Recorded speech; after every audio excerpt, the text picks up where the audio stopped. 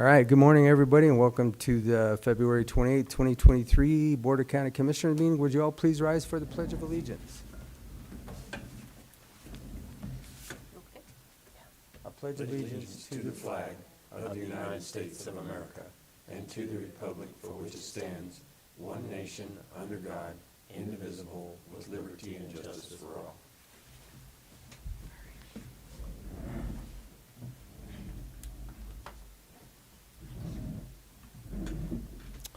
Okay, first thing on our agenda are minutes from our last meeting. Gentlemen, do you have any other additions or corrections? I do not. Look good, Kim. I move to approve the proceedings of the Board of County Commissioners for Montezuma County for February 21st, 2023 as presented. Second. Okay, it's been moved and seconded to accept the proceedings of the Board of Commissioners, Montezuma County, February 21st, 2023. Any further discussion? All those in favor? No. Aye. Aye. Aye.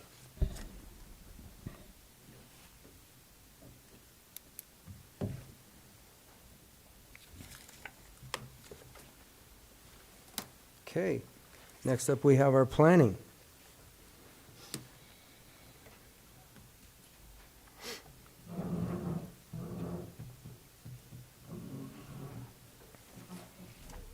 Good morning. Good morning. I assume we're skipping down to item number 4. We're starting with number 4 All first. right, okay.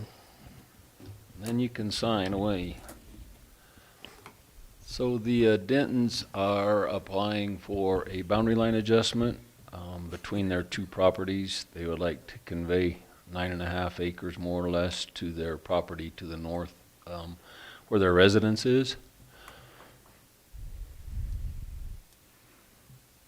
So And it's, pretty simple. You own both pieces of property, you're just making, Yeah. so you can build your barn, I think is what it said on there? Yes, just to give us more space, I'm sorry, on the south of that property line, because right now, the property line is right on our access road. And so that way and our water line also comes along that access road, our driveway. And so that way we have some space to the south to build another barn and build a fence. And there's still access off the R.75 for the other lot, so Correct. Yeah. I don't have any issues with this at all. Pretty, I don't. I mean, it's, I wish they were all like this. yeah. right? Pretty straightforward. Yeah, I would move that we approve the boundary line adjustment application submitted by Anthony and Gina Denton on properties located at 16045 Road R.75 Cortez. Second. Been moved and seconded to approve the boundary line adjustment application submitted by Anthony and Gina Denton on properties located at 16045 Road R.75 Cortez, Colorado. All those in favor? Aye. Aye. I have a quick question. How'd you get a Cortez address with this being out there that far? It's really not that far. It's off of S Road, right? Yeah, but Correct. that's usually. 17 and S. Mm-hmm.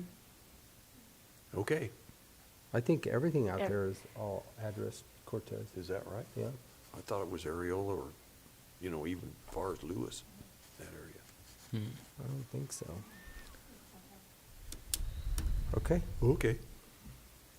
all right. Well, there you go. Thank you. All right. Have a Thank great you. day, Gina.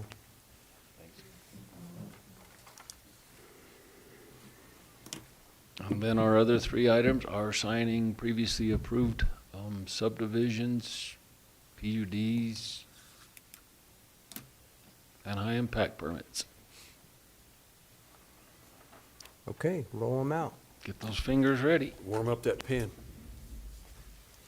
I'm doing my exercises. Dexter's not here today.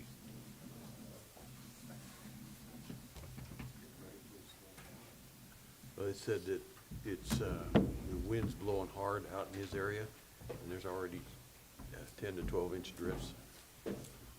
It's not even snowing.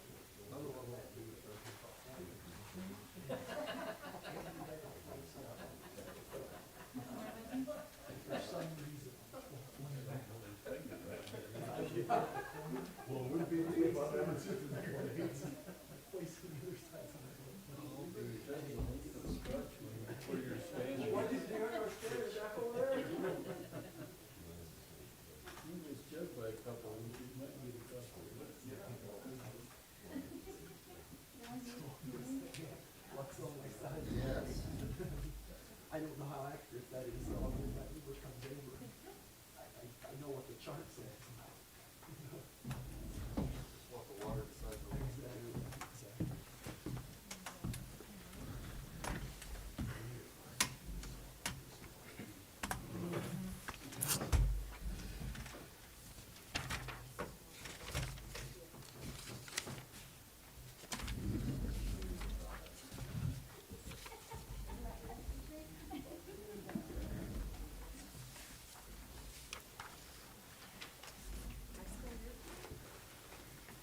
Well, that was quick. Holy cow. Yeah, page 1 is down. Page 2 might take us a little longer. This is like the long frontage too. Yeah, it We've is. got like all the heavy hitters. All the heavy hitters, yeah. Then we gotta come back for the bridge opening at 1:30. Was that at 1 or 1:30? It says 1:30.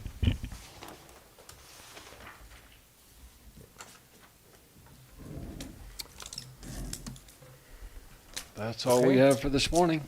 Well, good deal. Short and sweet. Short and sweet. All right. That's the way we like it. Want you to get to the rest of your long list there. Yeah. We'll be here a while, but that's okay. All right, thank All you. right, thank you, guys. Appreciate it. All right.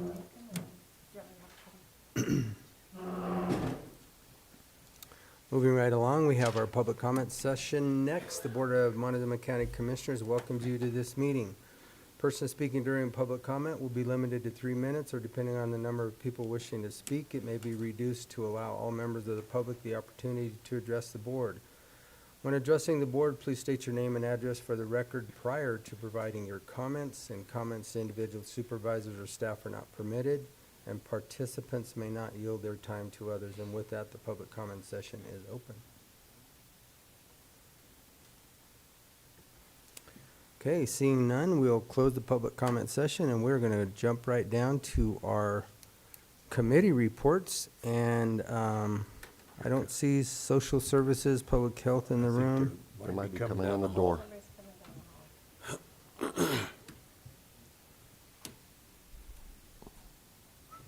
Ta-da. There she is. Ta-da, there they are. You were watching. Yeah, I don't know. good morning.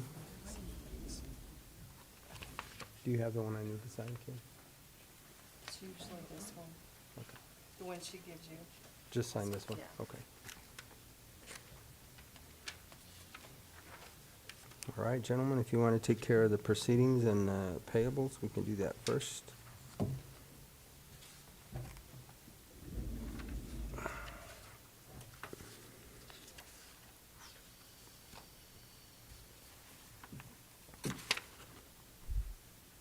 I would so move we adopt the minutes of the regular session of Tuesday, January 24th, 2023,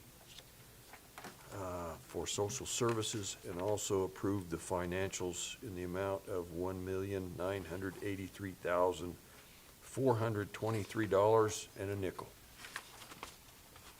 Second. Okay, it's been moved and seconded to accept the record of proceedings for social services on Tuesday, January 24th, 2023, along with the payables for the month of January 2023 in the amount of $1,983,423.05. Any questions? All those in favor? Aye. Aye.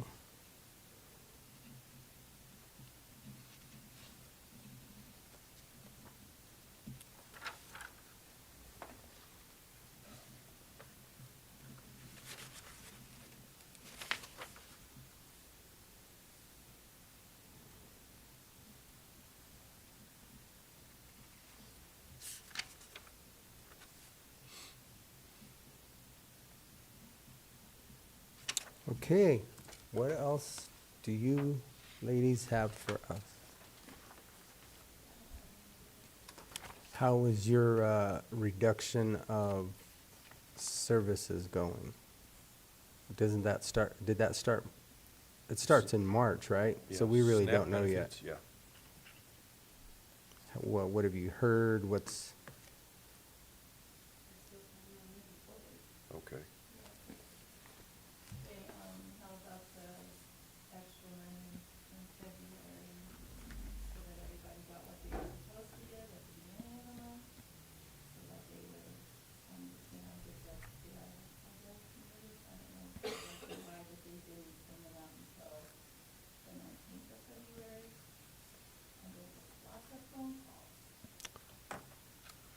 lots of phone calls, but they do realize that it's being reduced. Sure put out their information, Or- every time they call our phone and hang out online, that we tell them with every phone call, it's been advertised. We sent out lots of information with every letter that we sent out, that it's been going, so it's been advertised, and Okay. unless we just don't listen to anything and don't read anything, there's just that more information. We will see. So when's the next payment? Does it just roll over as we go along, or is the next payment hit all at once? They get their benefits according to the Markham of the Social Security. Okay. number, I think, and that goes from the first of the month through, I think the 10th, but I could be wrong on that, I'm not gonna say I have any more, but Okay. they get their, what they're eligible for from the first through, or when they normally get their benefits. So the phone calls will continue? They'll increase. Yeah. Some people just like to call just because they like to somebody on the other side of the phone. Well, I can understand that too. I don't know, I guess we'll find out in March what's gonna happen. Okay. All right. Well, Thank good you luck. very much. Thank you, ladies. What do you hear from your fearless leader? How's she doing? She's healing, Good. yeah, Good. slower than what she was expecting. All right, very good. Well, just as I see you ladies sitting down, I'm going to ask you to rise. So, Public Health is next. We have our Director, Bobby Locke, and you have a whole entourage of assistants with you, I see today. Brought part of our crew with us today, but I'll kick us off, okay? Good morning, everyone. Good morning. So the Laura Foundation, we applied for a grant with them, and we were amazingly awarded their $20,000, which is awesome for our car seat program. So, so we have plenty of car seats, booster seats to offer the community. We charge $50 for a car seat and $30 for a booster seat. So I just want to get the word out there that we have car seats, so please come and get one if you need one. The other thing I wanted to bring up was our naloxone. We got our full order of naloxone delivered. We've been distributing it to some of our community partners. Hopefully some more will reach out to us, and we're waiting to hear from a few. We've, let's see, some of the partners. We've given naloxone to the sheriff, the coroner, Cortez PD, Cortez Fire, Integrated Insight Therapy. Our staff all have naloxone now on hand. Renew, Social Services, Gina's supposed to let us know how many they would like for their staff and for probably in the office, I'm assuming. So that's kind of where we are with the naloxone. I also brought some, if you would like your own to have with you in the car or in your office or whatever, so Yes, ma'am. I'll give those to you. Fentanyl test strips. That program is going to be launched at the end of March. On March 31st, we're going to have our training from the state. We'll do it through Zoom, but our harm reduction team will be in our conference room, and we'll all get educated on how to actually do the testing, and then we will work with the public on an as-needed basis. Along with our naloxone, we also we're educating people on how to administer it. And obviously with fentanyl test strips, there's going to be an education piece with that as well. So, and who we have today here, we have our Colorado National Collaborative, which is the CNC program. These are our program managers. We have Katie Maxwell here and Holly Hyde. She is our new employee for the CNC program. They're working together on that, and they have an annual report they want to share with you all and go over some of the great things that they're doing for our community. So there are 12 in here. Do you want the whole box? And then you can, okay. I'll get you the chair. All right, thank you. Thank you. Very easy directions on the naloxone. It's right on the box. I think I've been trained on that. Mine usually was through a needle. Well, these are probably on there, but. Yeah, you could slam it with a needle. Can you hear me? Okay. You bet. Pull it as close as you can, Katie, because sometimes it gets tough for the people out there that are watching Okay. on TV. Yeah, I can hear myself echo, so I think we're good. Yeah. Good morning, everyone. Good morning. Thanks for having us. We are going to be presenting on our annual report, as Bobby said.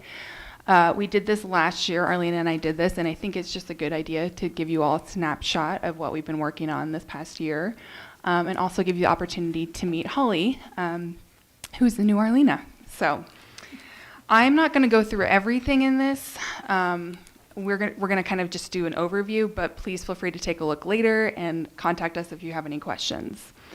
So we're going to be talking about 2022. And just as a refresher, since we do have a couple of newer folks, our grant program is partnerships with national partners and our state office of suicide prevention. And it's called the CNC for short. And the goal of the CNC is to reduce suicide statewide by 20%. Initially, that target year was 2024, but they're going to be extending that. And I also put in this report, there is a picture at the bottom of the first page or the second page of the pillars that we use.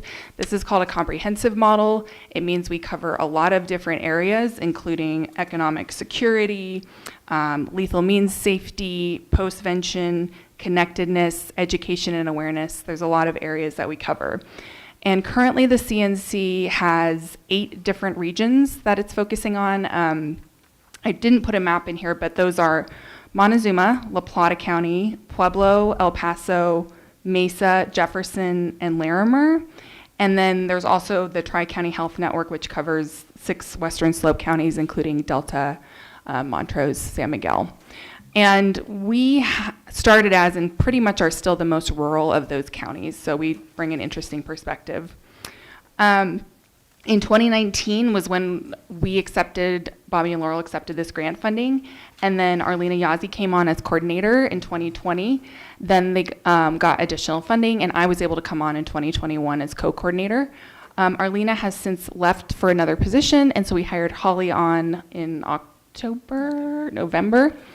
And we were also able to get a part-time prevention specialist to support our efforts. Her name is Brenda Knapp. She's actually doing the Futures Fair at the high school right now. But she started in August 2022, and part of the reason to bring her on was because the Pinion Project lost their Regional Youth Suicide Prevention Coordinator grant funding, and we wanted to make sure there was still youth efforts happening for suicide prevention in this community, so that's kind of her area of focus. So our main goal, and what we're tasked by the state to do, is to build these local level partnerships to implement this suicide prevention model. It's the first of its kind. And it's actually kind of something that can be a legacy for our county if it is successful, something that we get to be a part of. So we're pretty excited about that. So I'm going to go into a little bit of what we've been working on. One of the biggest things that Arlena started before she left was she got the SAFE Coalition going, which is our local suicide prevention coalition. SAFE stands for Suicide Awareness for Everyone. And that group is made up of people from multiple sectors, including local government, healthcare, education, nonprofits, private sector. And generally, in our monthly meetings, there are about 16 people that attend pretty regularly. So the first year of SAFE was developing the vision, mission, goals, and strategic plan. And that kind of brings us up to 2022, which is what I wanted to talk to you all about. So 2022 was really an opportunity for us to finally, now that we had our coalition and we had the vision, mission, goals, and strategic plan, we got to really start implementing. So it was a pretty exciting year. We experienced a lot of growth. We started a couple work groups, and most of them are related to the pillars that I mentioned that make up the program model. But connectedness is one. Postvention is another work group that we have, and they are working on a community postvention response plan. So that is what procedures are in place when a suicide loss occurs in the community, who responds, how do they respond, when, all of those things. But that is a community effort and needs to include law enforcement, needs to include healthcare, needs to include a lot of important partners in the community. And Holly's actually taking over that work group, and we're really excited about building that up because that's something we really need in our community. And we have a couple of other groups that we consider work groups that are partner groups of ours. We partner with the Mancos Wellbeing Project, which is a youth group in Mancos. We also partner with the Behavioral Health Action Team from United Way's Team Up program, and they function as our education and awareness work group for that pillar. Okay, I'm on page 5 now, if you are following along. Another work group I wanted to mention was the Montezuma Stop Youth Suicide Work Group. That was led by Asia Lynn Wyden and out of the N.M.P.M project. And in the year 2022, they got some really amazing work done. They created and implemented policies for how to respond to youth at risk of suicide in local youth-serving organizations. So they got those policies set up at the N.M.P.M project, at the Cortez Rec Center, and at the Toyac Rec Center. Unfortunately, that work group no longer is together because that funding, as I mentioned earlier, for the Regional Youth Suicide Prevention Coordinator at Pinion has ended, but we are hoping that Brenda's going to be able to kind of continue some of that work, and those youth policies are really important. Now I'm going to hand it over to Holly to talk about what we've been doing with trainings. So in 2022, we have ramped up our gatekeeper trainings. As you see on page 5, those gatekeeper trainings teach people to identify individuals who are showing warning signs of suicide risk and help these individuals get the services that they do need. The two current gatekeeper programs that we have been doing here in the county is QPR, which stands for the Question, Persuade, and Refer. That's like the CPR, if you make that connection, for mental health and crisis for suicide prevention. So the QPR is about an hour training that we have been implementing throughout the community, and we are definitely in 2013 going to be ramping that up even more with getting more community leaders as trainers. So we will be able to target more of our demographics that we're wanting to employ that program with. Also, the COMET gatekeeper training, that stands for the Changing Our Mental and Emotional Trajectory.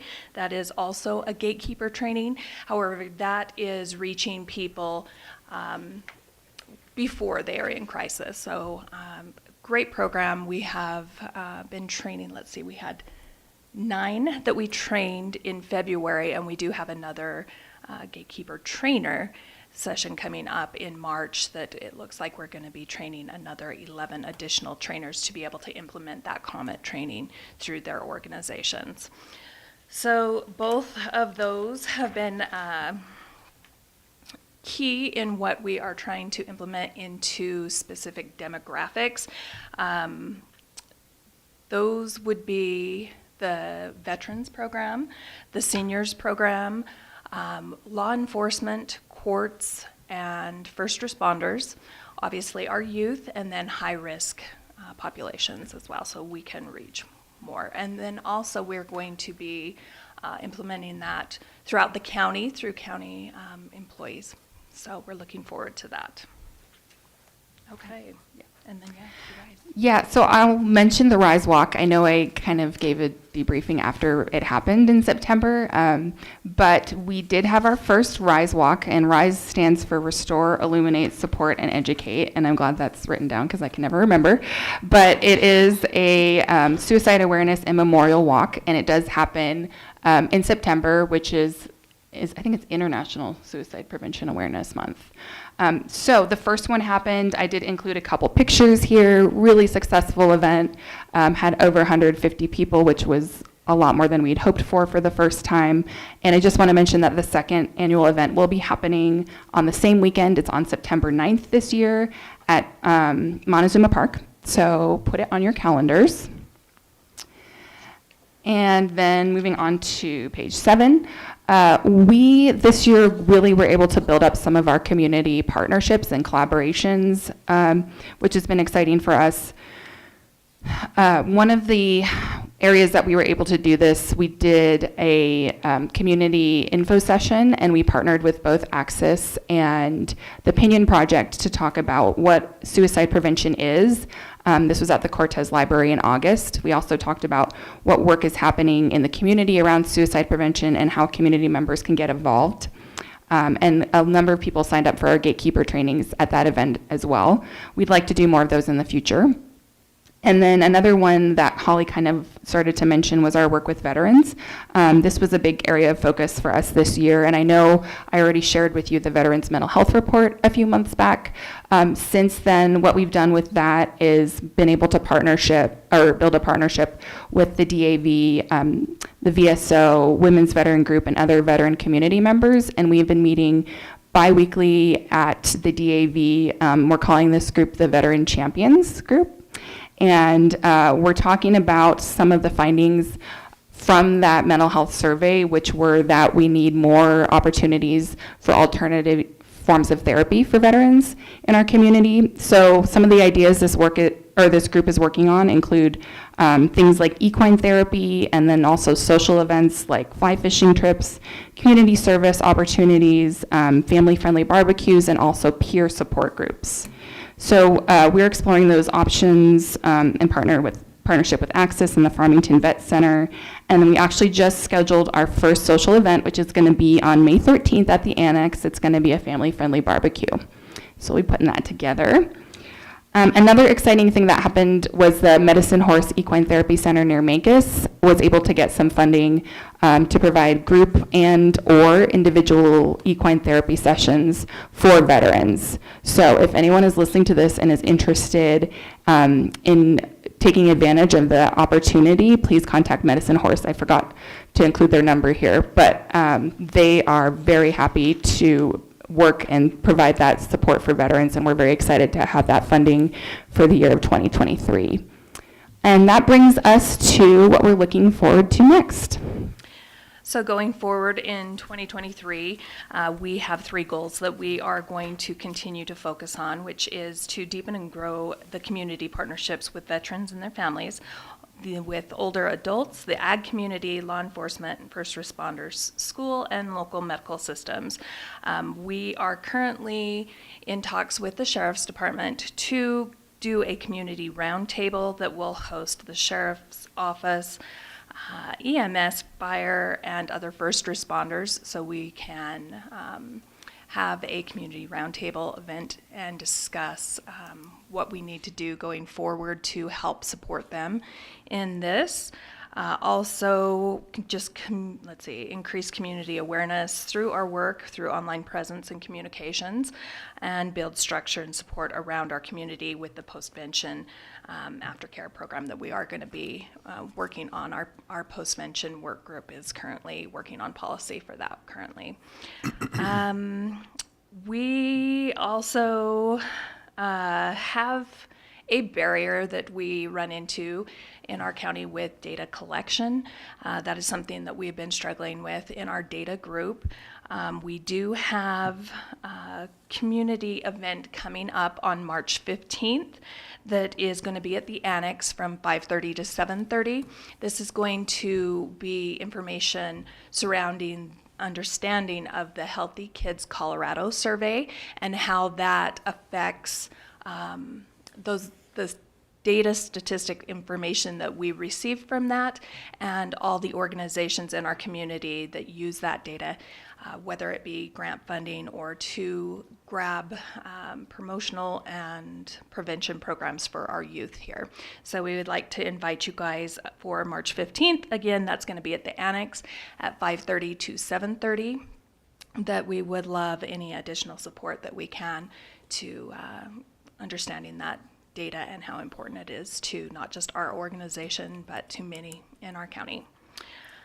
Also, how we can get involved. There are people that are coming to us wanting to know how they can do more. We do have work groups and our coalition for anybody that would like to join. We have a few members of our coalition that have experience with suicide loss, whether it be a family member or have suffered thoughts and concerns on that level themselves, that help bring a different perspective to our coalition so we can grow that understanding in our community and learn how to reach other individuals. So we would welcome anyone that is looking to come and support our various work groups or the coalition itself. And we're always, again, looking for people with lived experience to help us further this cause in our community. Yeah, and I think the only other thing is that another great way to get involved is to attend one of our gatekeeper trainings, so QPR or COMET. Yes. And the Rise Walk. Again, September 9th, put it on your calendars. Yeah. I think that's all we have for you. Do you have any questions for us? Commissioners? No. I know I read somewhere that the Farm Bureau was doing some stuff with suicide prevention also, so I don't know if you guys have contacted them or coordinated with them or not. We kind of have a liaison through the CSU extension, and the CSU extension's actually been doing some really amazing stuff, and they're going to have a community conversation, including the ag community, on it's like 2 Mondays from now.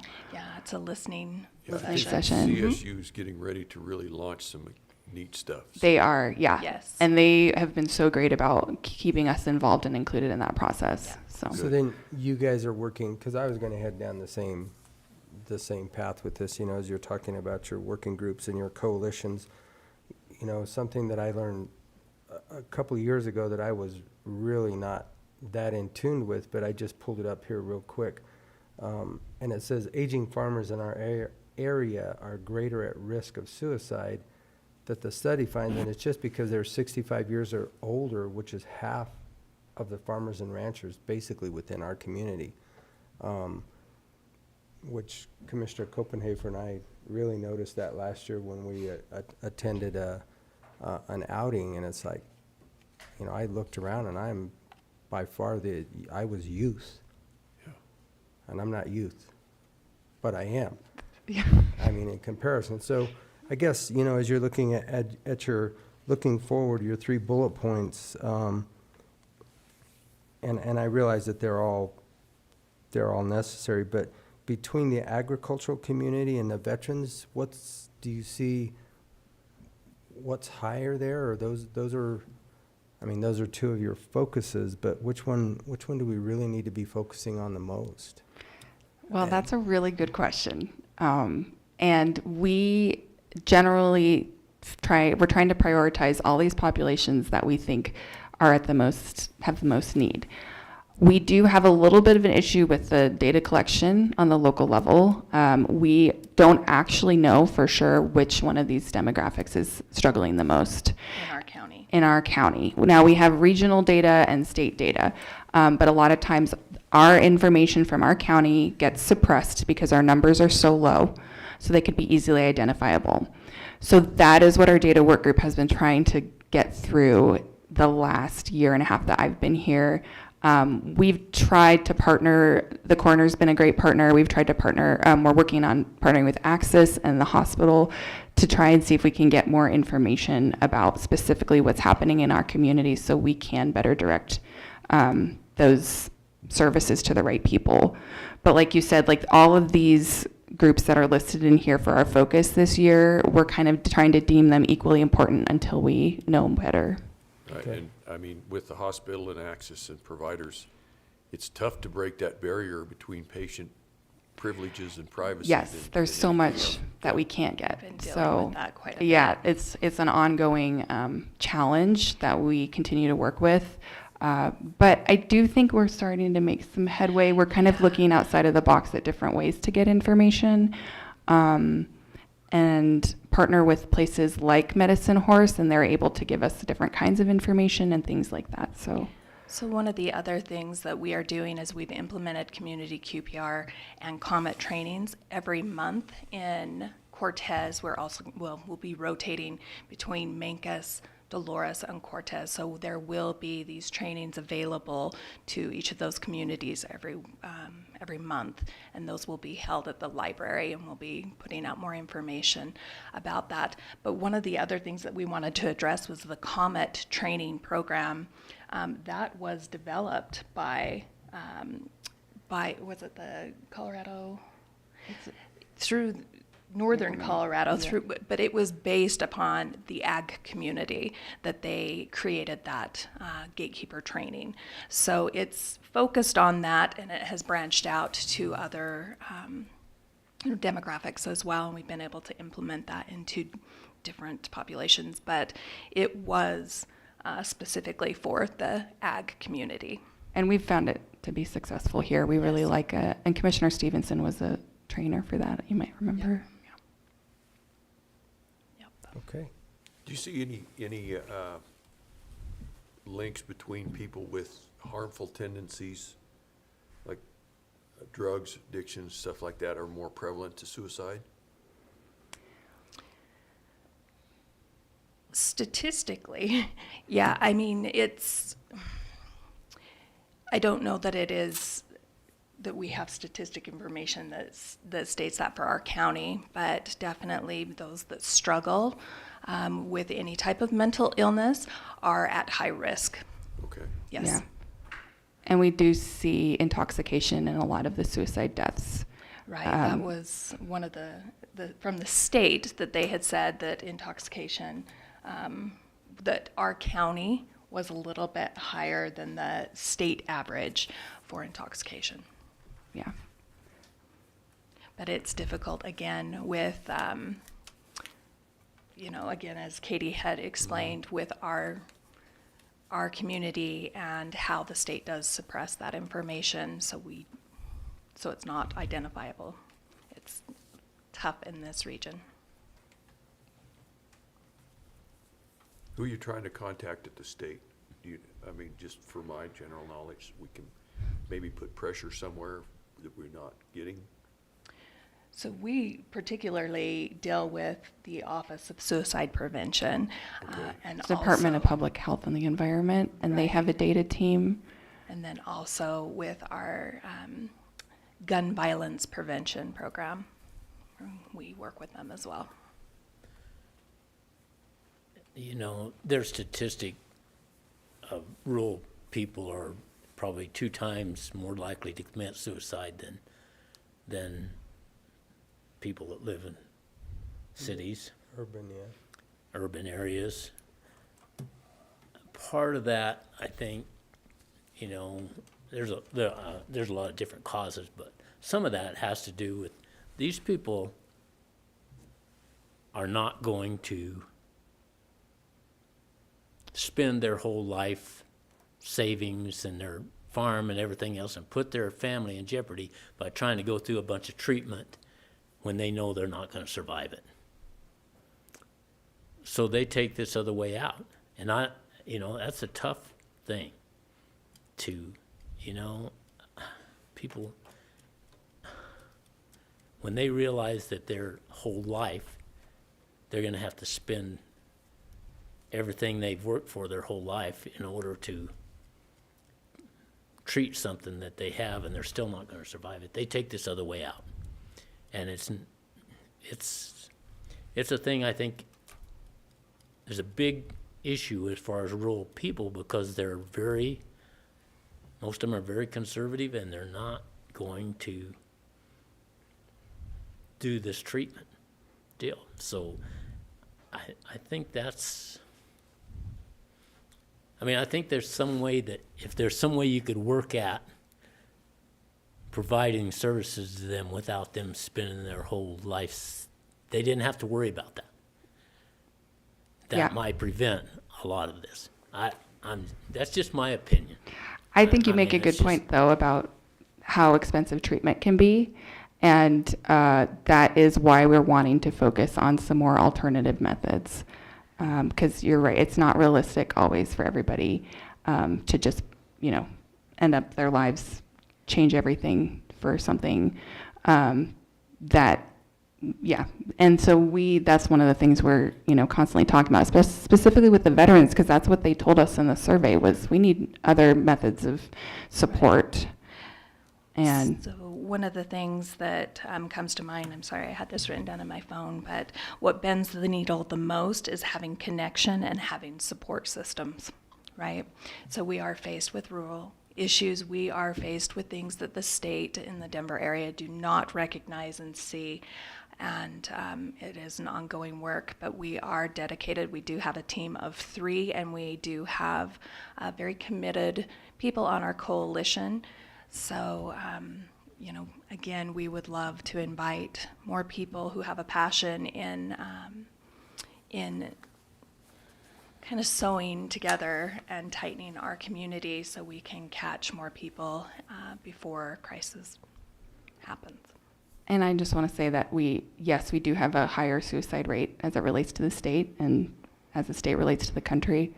But we have so many wonderful protective factors here in our community. We've got so many opportunities for outdoor activities and opportunities for connection and connections with animals. And so there are so many wonderful things about our community that are already existing and how we can try and get people engaged with those. I don't want us to think that this is just, an insurmountable problem. I think we can work with it and look at what the positives are in our community and build those up. Okay. Anything else, commissioners? All right, Okay, thank you all. thank you.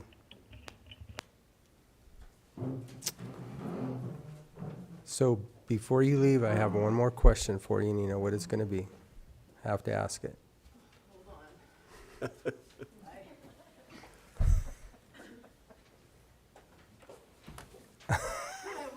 She's ready. She Well, I already just knows. did a little digging. I don't She have an answer already for your knows question, but because go we ahead. had a conversation yesterday. So basically, my question to the public is I don't like misinformation that is either collected or that's not easily found by everybody, specifically elderly people or even youth. It should be readily available and very easy to find. So I had a conversation with Miss Locke yesterday, and walking out of the hospital, and I'm not dogging on anybody here, I'm just asking a question because I like the information to be correct and accurate. So I looked up the CDC's site for COVID in our area, and it says that we are low.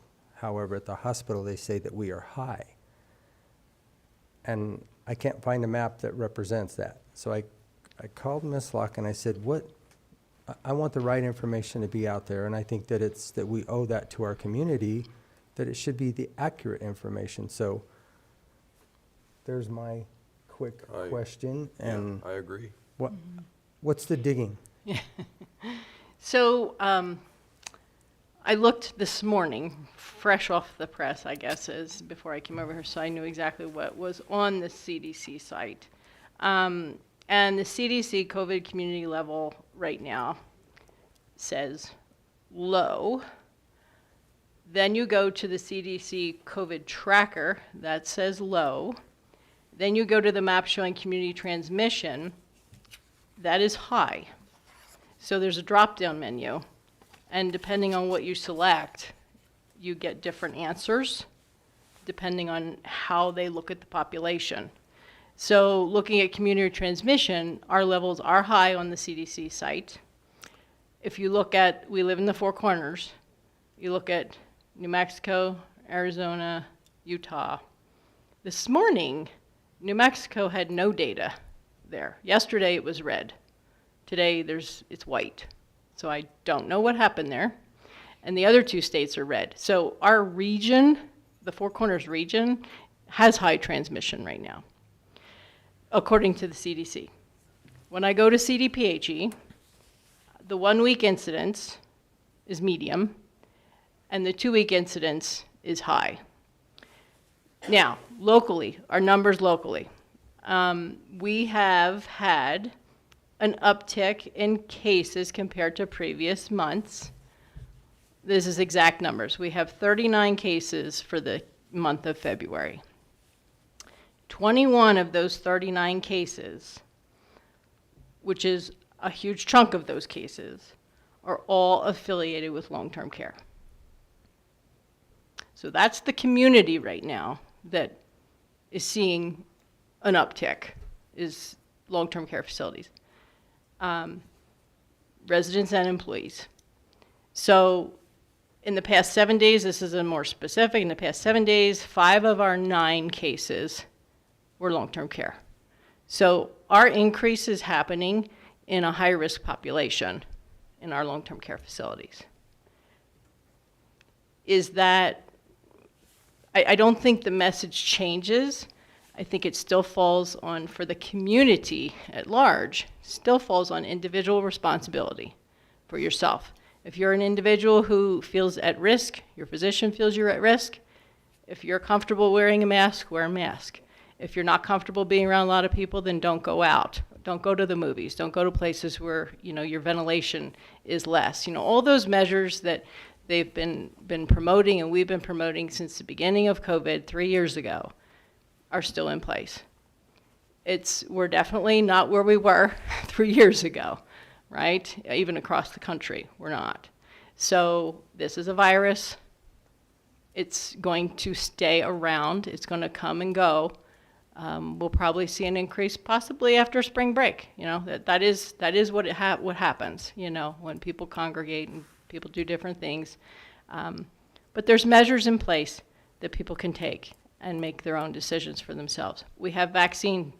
Vaccine is also available, So as far as the numbers go, trying to make all these align, how can I say this without, they all produce their numbers at different times, right? So CDC gets their numbers from the state.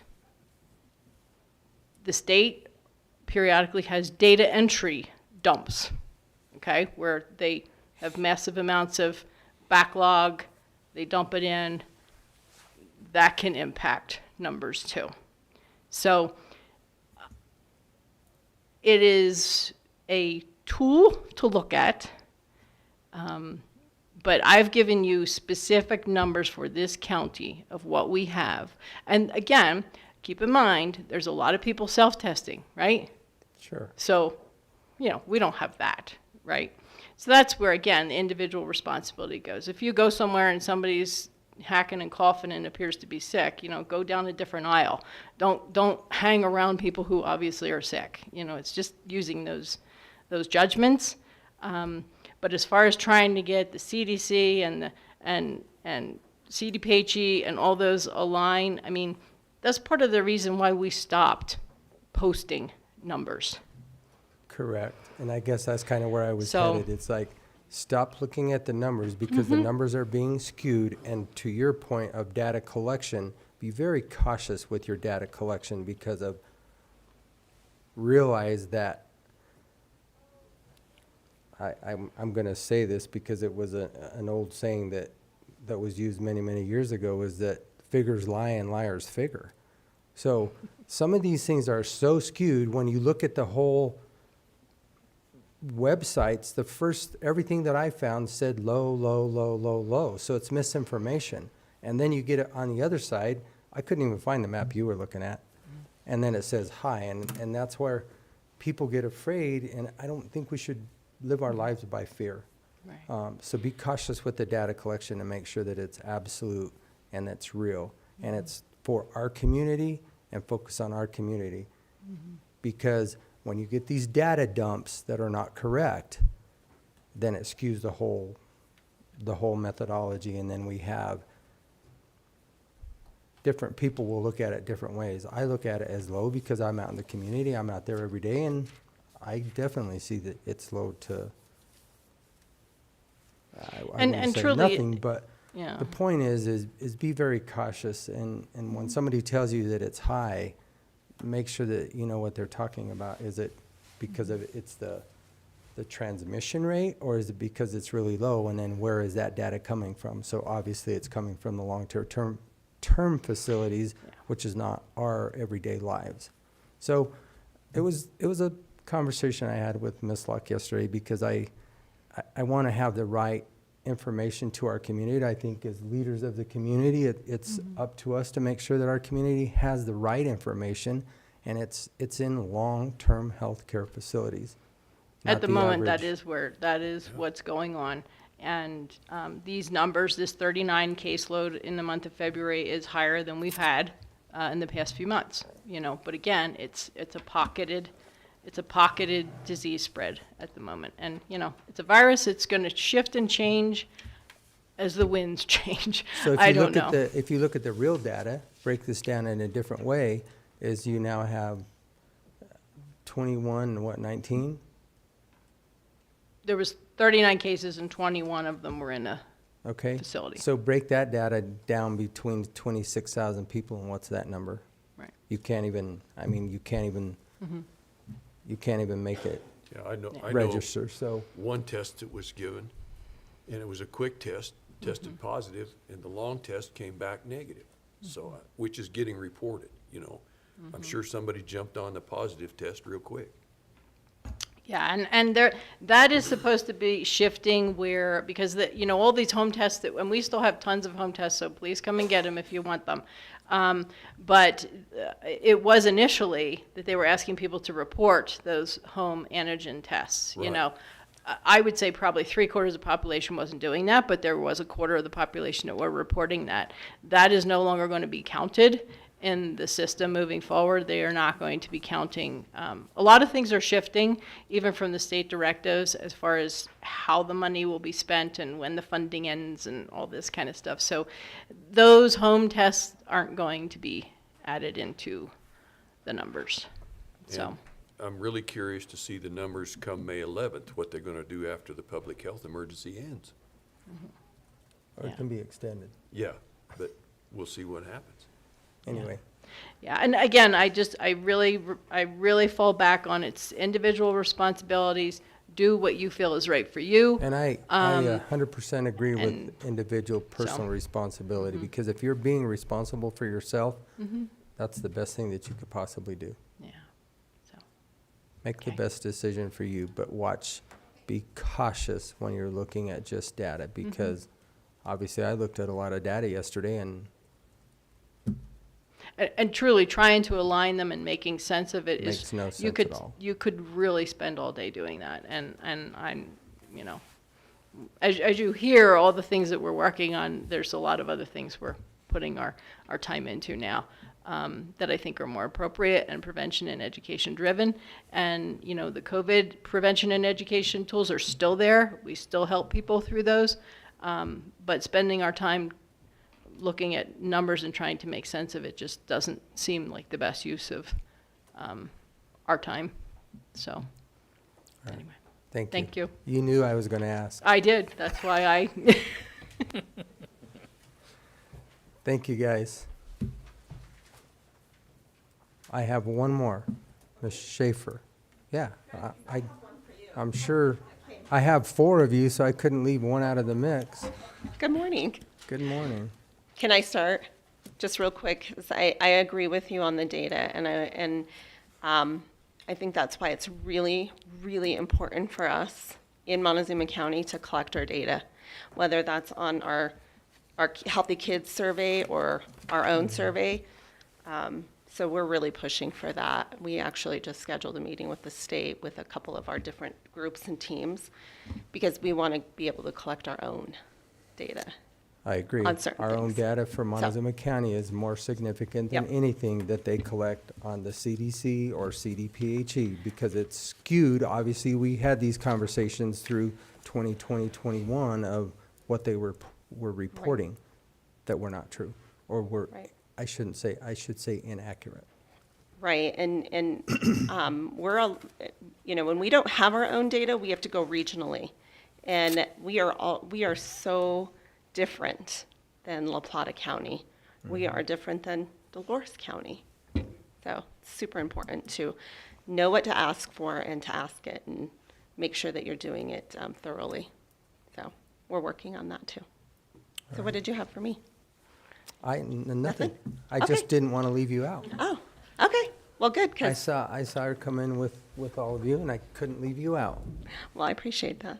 All right. Thank you. Thank you. Thank you, guys. All right, next up, we'll go to Emily. Miss Lockhart.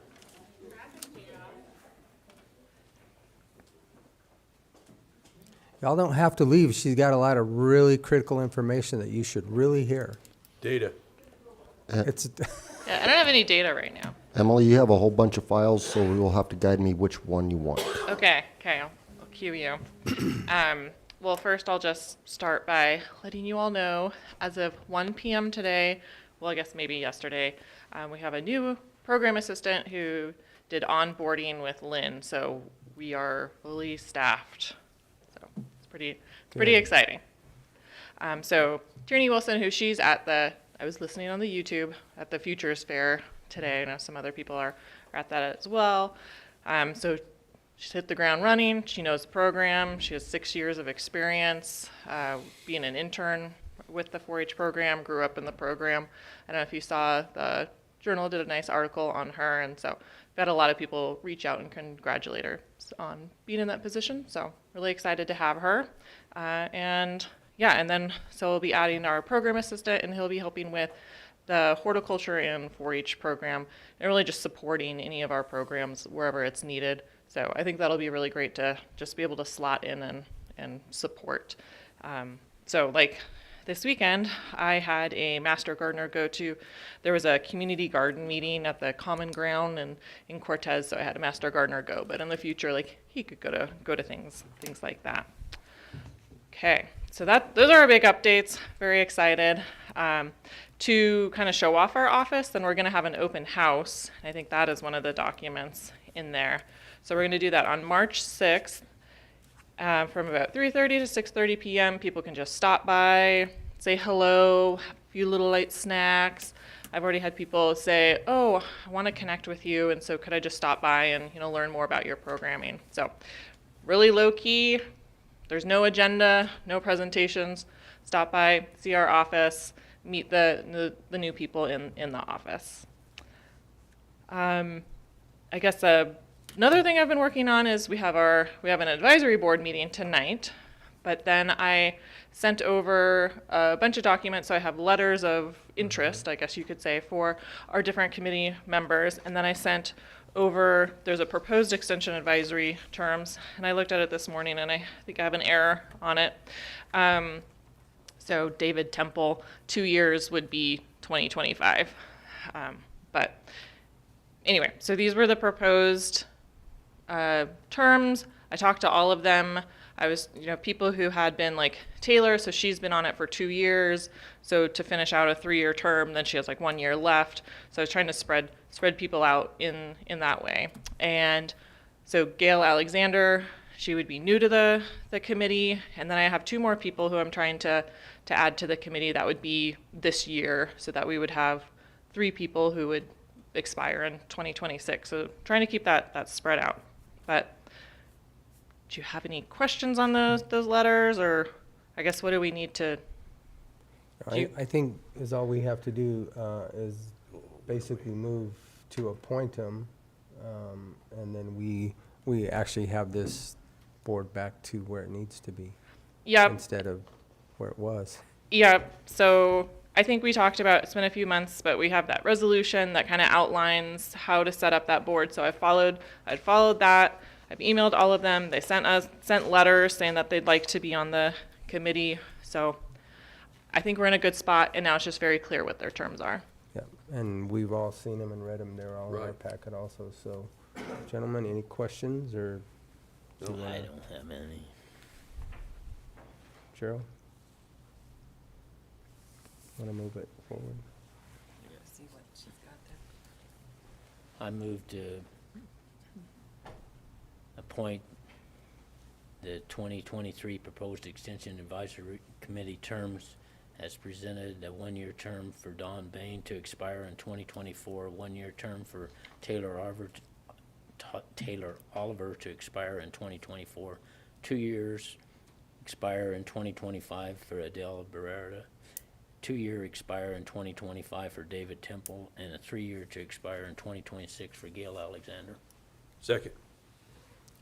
Okay, it's been moved and seconded to accept the proposed Extension Advisory Committee in terms, 1 year for Don Bain, 1 year for Taylor Oliver, 2 years Abdel Beretta, 2 years for David Temple, and 3 years for Gail Alexander. Any further questions? All those in favor? Aye. Aye. Okay, wonderful. And I guess throughout this year, if I do have anyone who's interested in joining, then I would just have them write a letter and present it at this meeting, and that would be how it would go. What's, is 7 your total board? Is that right? It's like 12, which it might be a little excessive. So I don't. That's- Yeah. That's It is excessive. 12 in this Yes. thing. We could amend this, but I mean, I guess I'm fine with the number that are on there. I'm just trying to bring new people in from different perspectives throughout the community. So those were the other folks that I was bringing in, but I don't have to. And they could tell me no. Right. We have a board. We have a board, and we have enough And to the make terms are a- recorded this Yeah. time. Yeah. The board is perfectly fine. Always shooting for the stars here. And so if someone else that would really round out the board well was interested, I would just bring that letter here and then we could cross that bridge then, right? Okay. Sounds great. Okay, awesome. Well, I guess a few things that I've been up to this year. Feels like a long year already, but in January, I guess I put on a grazing workshop working with Ute Farm and Ranch Enterprise and the Natural Resource Department, David Stoner and my colleague Retta Bruger. And we had it was a Western Sayre mini grant, which is through CSU. It's like a $5,000 grant, super easy to apply for those funds. And so we were able to put on that workshop. We had about 65 attendees. So it went really well. We had a invited speaker, Delane Atcity, who was really, really great. Then also in January, I did it's like a women's risk management in agriculture course called Annie's Project. And that was January 19th through the 21st. It was a lot of work to put on, a 3-day, workshop, but it had 10 participants, and just the community building, the skills that they learned was really, really invigorating. And so that was a really, really rewarding project to work on, which at the end, then they're like, when are you going to do this again? I was like, give me a little bit of time. But hopefully, if I don't do it next year, maybe do something like that every few years. But now we have advocates for that program in the community to try to expand that program. Then some things coming up. I have a Travis, and this is a livestock forage grower update. That's this Thursday, March 2nd. We have a lot of different topics on this, and this is a collaboration between a lot of extension agents in the western region. It's a webinar. You can sign up online, and if you scroll down a little bit, then we have the different topics there. Talking about wolf reintroduction, some climate outlook things, a report on virtual fencing, some market stuff, decision making, update on the over-counter antibiotics, and then the highly pathogenic avian influenza. So we're covering a lot of things. But if you can't make it at that time, it is recorded, so you can watch it as you'd like. Then there's a pruning workshop in Yellow Jacket. And so that was actually just postponed. We're supposed to get some snow. And as you all know, 491 has been awful with all the snow. So out of an abundance of caution, they're going to move that to March 17th. So that's St. Patrick's Day. So it should be a fun workshop. Then, okay, I already mentioned the open house. Then I think maybe this was mentioned before, but working with some extension colleagues, especially Calandra Lindstadt. So she's a new Western Region Health Specialist, and she's based in Grand Junction. And she started as this rural engagement initiative that CSU Extension has. And early on when she started, Darren Parmenter from La Plata County and I guess we both visited with her. We're trying to address, and this was a topic that you guys were just talking about, of suicide prevention or postvention when there is a tragedy. Like, how do we respond within the agricultural community? So we're holding a mental health listening session on March 13th. So Commissioner, you'll be in attendance. Just trying to gauge, like, what would people like from the communities? What are needs that community members see that maybe that extension and our other partners, with the county health department, how can we work together to address those needs? And on that vein, like the county health department, we have been really talking about these things because I know they're trying to figure out how do we reach out to the ag community, which, these are difficult things to talk about for sure. So they've asked me you're talking about data, of how do we tie, and this is often cited in like the popular press, how suicide and drought is related, but we don't have local numbers. So all those numbers are kind of mushed up on a state level. So I reached out to a colleague at the University of Nebraska-Lincoln who works for the U.S. Drought Monitor, and so she has some colleagues within I guess it's like the school of, medical school, and they're actually doing some data crunching on a county by county level, and they're working on Colorado right now. So hopefully we'll have some county-based data to see, and we can't necessarily, we don't know what someone's profession is, but we would just have like county-wide suicide rates, and then how that relates to drought severity. So I'll be sure to share that with you all when we see it, but so hopefully that could be informative of our work of maybe stepping up our suicide prevention work in the ag community as drought severity increases. Then I'm going to attend the Comet training on March 6th. So I've gone to a training before, and I think this is a train the trainer so that then I could potentially have that training. So I hope that'll be useful in my work. On the highly pathogenic avian influenza, so I get emails from our CSU Extension state veterinarian, Reagan Adams, and then I've been sharing that out with the health department, Jim Spratlin, just to keep updated.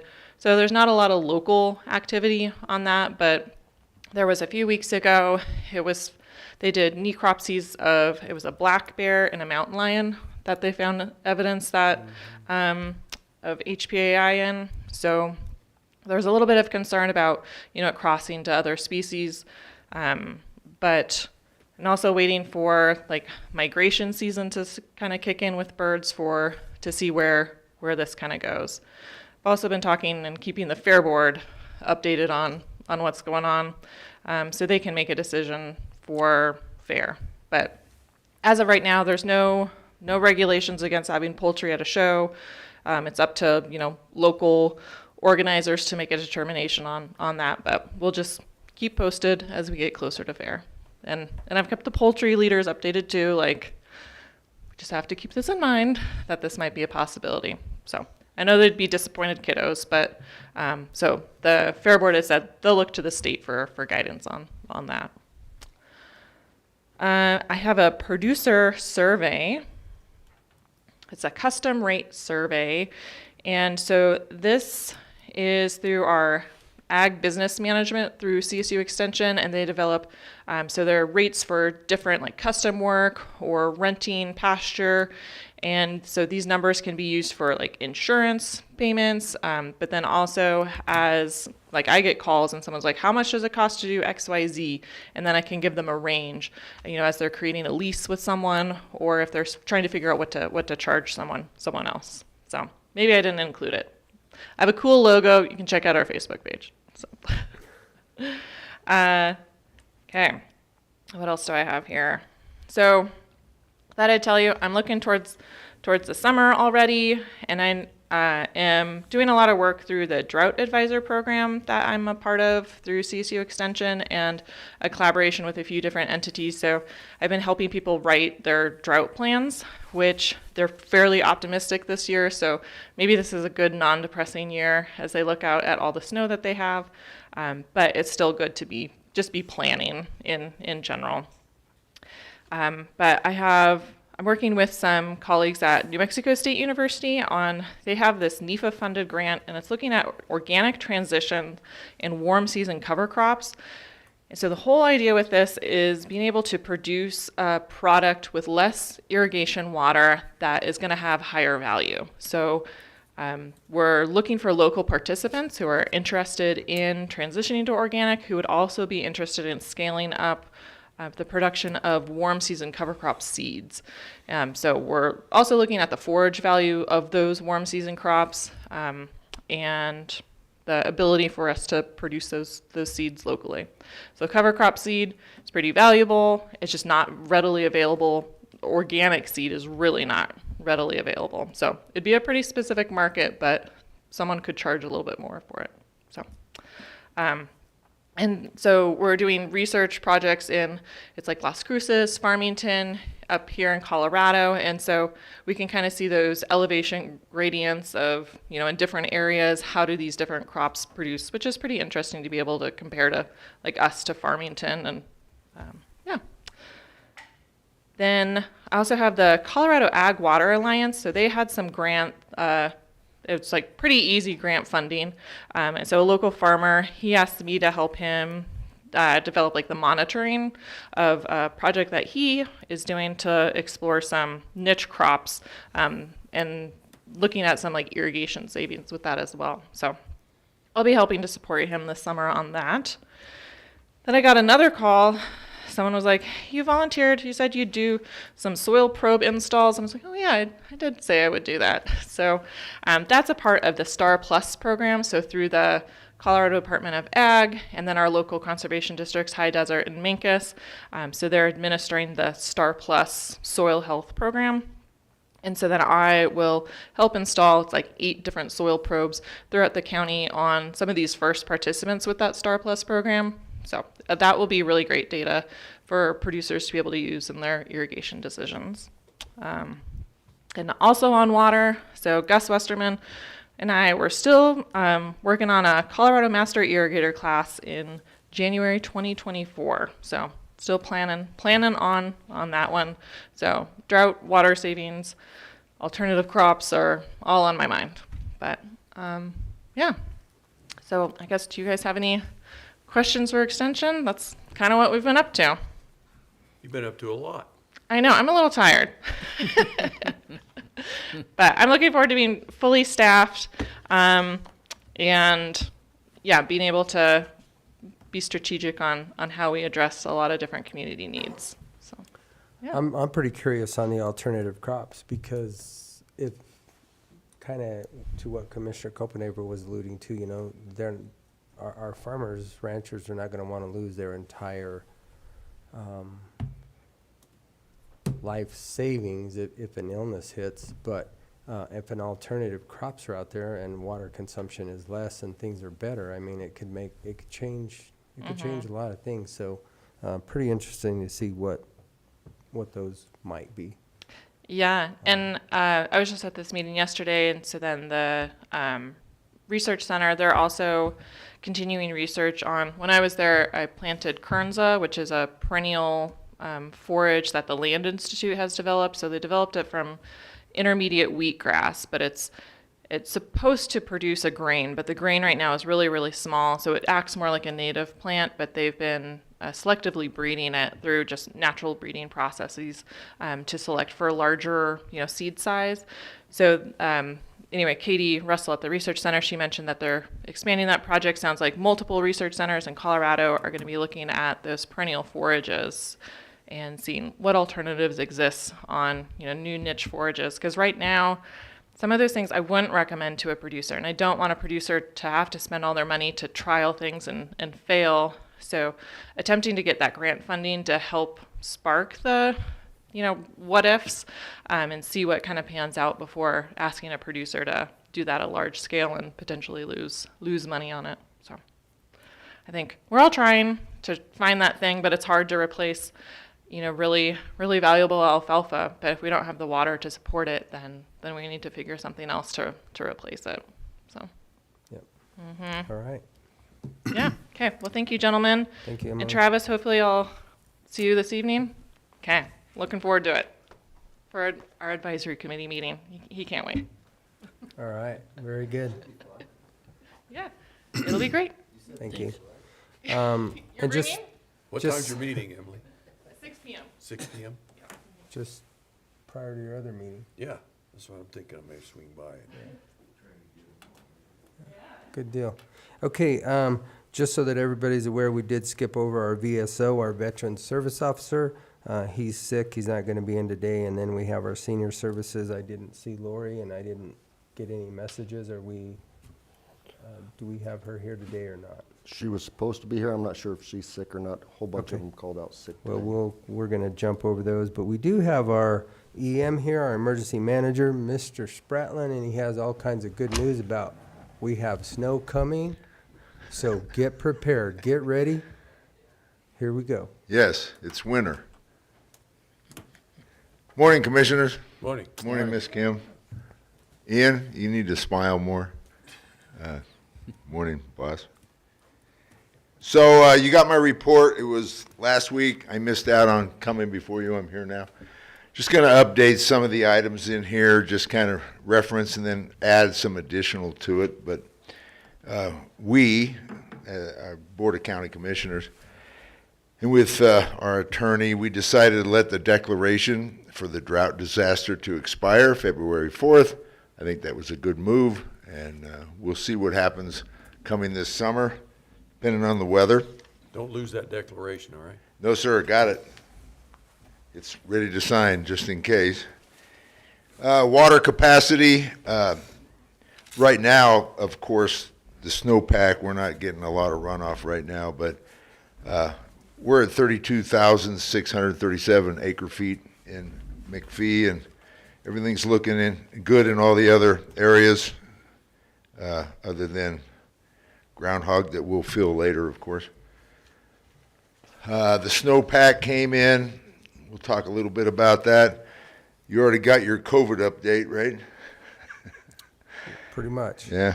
Talking about stats, they put out in the paper years ago that Durango had an increase, 200% homicides. So all the real estate agents, everybody's calling me. We had 0 the year before, and we had 2 for that next year. So statistics can tell the truth, but they tend to like twist. So, yeah. 200% sounds like a lot, you know. I know, that's scary. Nobody wants is. to move here, right, Yeah. because of it. So, yeah, all those issues. Looking at communications, one of the things that I'm trying to get out to the public is we have out of the adults that have signed up for Nixle, that I'm familiar with, close to 19,000 adults, I think, in our county, plus or minus, depends on the age groups. We don't have enough people signed up in Nixle. That's our emergency alert system for the county. So I'm asking everybody out there in internet land to text your zip code to 888-777. It's that simple. And then you can find out what's going on when 491 was closed 8 times last week, and we're probably looking at playing that same game. And then if we have different alerts and we get power outages, avalanches, which we just lost a couple more people. So there's a lot goes on in our county, and I just want to make sure everybody's very aware of that. And we've been marketing it. We marketed it all in the fall. It's on Neighborhood, it's on Facebook, so if anybody has questions, they can call me. And that number again is 888-777. 777. So 3 8s, 3 7s, and Text to 888-777 for your Nixle alerts. Yep. And by the way, that was good for the Dolores Norwood Road on this weekend right, because it was not passable. right. And there was a lot of, Yeah. Well, and that Great was the snow other to thing ride. too, I wanted to bring up to, well, you guys know this, but for the public, please have patience. When our roads get really icy and there is probably over 100 tractor trailers stalled, waiting to get through, and Monticello and Utah border closes, it's difficult to organize that. We do keep the route open for emergency services, but as far as normal traffic, it got shut down at least 4 times on Thursday. And I'm anticipating, it's our winter, normal winter, 491 normally shuts down. We have a lot of traffic on that. And once in a while we get some wrecks and we have to shut down 160. So the big hub, and that's where all the, the equipment and food and everything gets transported. So just put that out to the public, be patient. I try to open it when I think it's really going to be open. And back to valid information. People are saying things on Facebook. I look at Facebook, we look at CDOT, and then I call the people on the ground and dispatch before I send something out saying it's open. So just have patience. It's one of those things. iPause is another notification system. It's a federal system by FEMA. We are now renewed. I had some interesting discussions with FEMA, but we're up and running just fine, and we've utilized that for that corridor. So we draw that corridor, so all the truck drivers, anybody that enters that corridor, they get a cell phone. Their cell phone goes off. It's a federal system. It's not a county system. So I may utilize that when we have chain laws or that whole road shut down. I just draw a polygon, send it out. So the public will see that as well. So we're trying to keep people informed on that. No one has to sign up for iPause. That's automatic. Goes to everybody's cell phone. Okay. Public information. Let's see here. So looks like the N.M.P.M grant, Emergency Managers Performance Grant, everything was submitted for last year. They finally sent us some money, which was in January, $23,015. And it's about half of what they still owe us. So I'm still waiting on that money to come in. They promised me this year, because now we're in the portal doing all this fancy stuff for the grant, that it'll be quicker. And we will see. Let's see, debris management plan. I fixed those changes. We're good to go. We've got it sent out for next week for signature. So if you want to have a look at that, any small changes or big changes, let me know. And we'll present that next Tuesday. And our PIO, Vicki Schaefer, went to Loveland at the Emergency Managers Conference, and she was the lead PIO for the team that was running that conference. I want to say 500 some odd people. Did an outstanding job. Everybody loved her, and she was training another person in her line of work. So very proud of her. Did a good job. and PIO is an acronym for Public Information Officer. Thank you. Sorry, yeah. No, it's Emergency okay. management, we have a lot of acronyms. And then, yeah, busy. Planning, organizing, getting meetings ready, looking at possible runoff this spring for the entire county, setting up a lot of classes. We're going to do that reunification drill with RE1 pretty soon, law enforcement. We're still trying to prepare for that. We have school-based incidents training, which is this Friday, 8 hours, over in RE1's high school, here, Cortez High School. And then we have an access functional needs workshop with the state coming in, and we have at least 21 people coming to that, and that's tomorrow all day. So we're trying to bring in you know, we do all these tools and evaluations, and we have capabilities in our county, but we also have gaps. So with those gaps, we bring in training, we develop whatever we need and try to fulfill those gaps so that we're always prepared for emergency. All right. Let's see here. I got a pipeline class coming up May 6th. We have public information officer training for the basic that's coming up May 23rd, 25th. We're trying to bring all that in. We have ICS 300 and 400 we're putting on in Farmington. It's for a region. Let's see. Already taught the incident management team class. All these numbers deal with the courses. And then, so I finally got my Emergency Operations Center Manager Certificate in the mail. I got it. So now I'm official. I just received my Incident Commander Type 3, Logistics Section Chief Type 3, recertification in the mail. So now I have certificates. So now you're certifiable. I've been certifiable all my life. So anyway, that's Okay. it's good for 5 years. So Good. I'm done with task books. The weather, as we know, it's coming in today. It'll drop off a little bit this evening, and that's going to pick up. We should get hit pretty hard tomorrow. We're looking at a 90% chance is the latest. Tomorrow, getting snow anywhere, you know, our county. We could get 3 inches in Toyoak and 3 foot, you know, up by Rico. So it's a mix, but they're saying anywhere from 10 to 20. We can't judge that now. The storm's kind of blowing around, and it's kind of circling us right now. But so far, so good. So be prepared on the highways, etc. And then the Emergency Managers Conference is similar to CCI. We go over a lot of things, and I just got the printout this morning on the latest legislations that are going on. Nothing, well, other than the wildfire evacuation clearance time modeling thing that we talked about, and you guys are already sending your amendments on that, so I will keep you informed, and I'm sure you're getting informed on that one, unfunded mandate.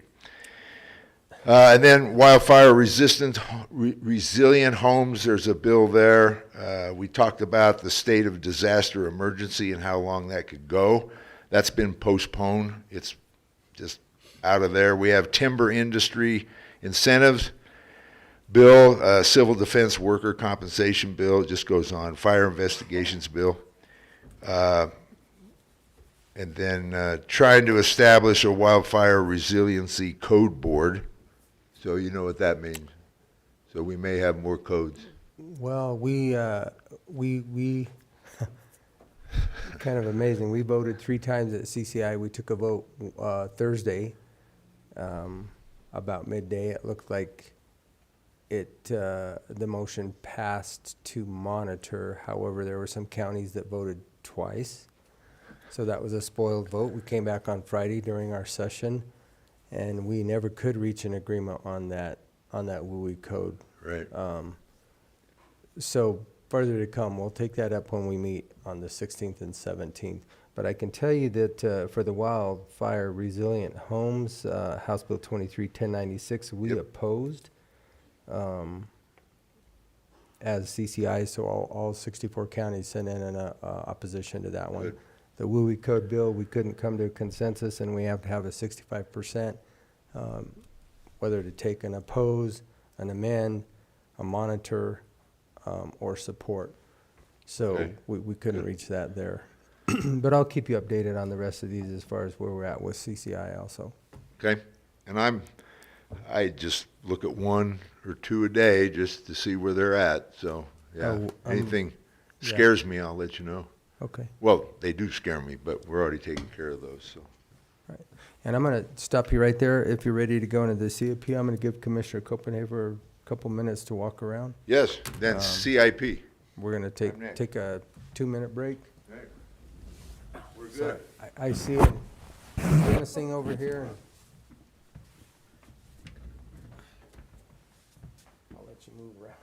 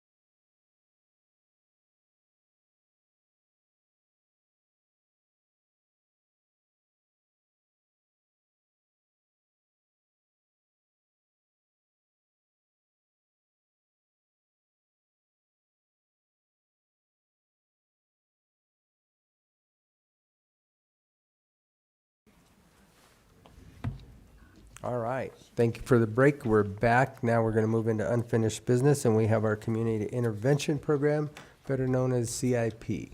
So with that, Mr. Spratlin, we have our contract between Montezuma County Access Health and the CFPD. Yes, sir. So I just need a signature. Any questions on the contract? I think our attorney read them. They're standard. It was like last year's. We just made sure that Cortez fire contracts was similar and had the right, I guess, information in the contract. Same with Access Health. So they've done a good job. We're allowed to renew it. We don't need to do an RFP and RFB. So this is, I think it's fine. And this will give them another year, 2023 year, and then we can reevaluate it again at the end of the year. And the contract also gives us an out anytime we want, same with them. So doing a really good job. So I have, if any questions on that, I have the signature page for the chair to sign if you all agree that you want to continue services. I think the program is working out great. I think this is one of the things that we talked about in our updates yesterday with Helen Kadish from Senator Hickenlooper's office. Oh, yeah. This is being funded through CDS, our congressionally direct spending. After we got it off the ground its first year, and basically we're able to put it into play. So that's good for this community, specifically as you heard from our public health department this morning, of trying to get people right away that are in crisis instead of, kicking the can down the road. So I think it's working out pretty well in its first basically pilot year, and we have the funding for it. And I think it's working well.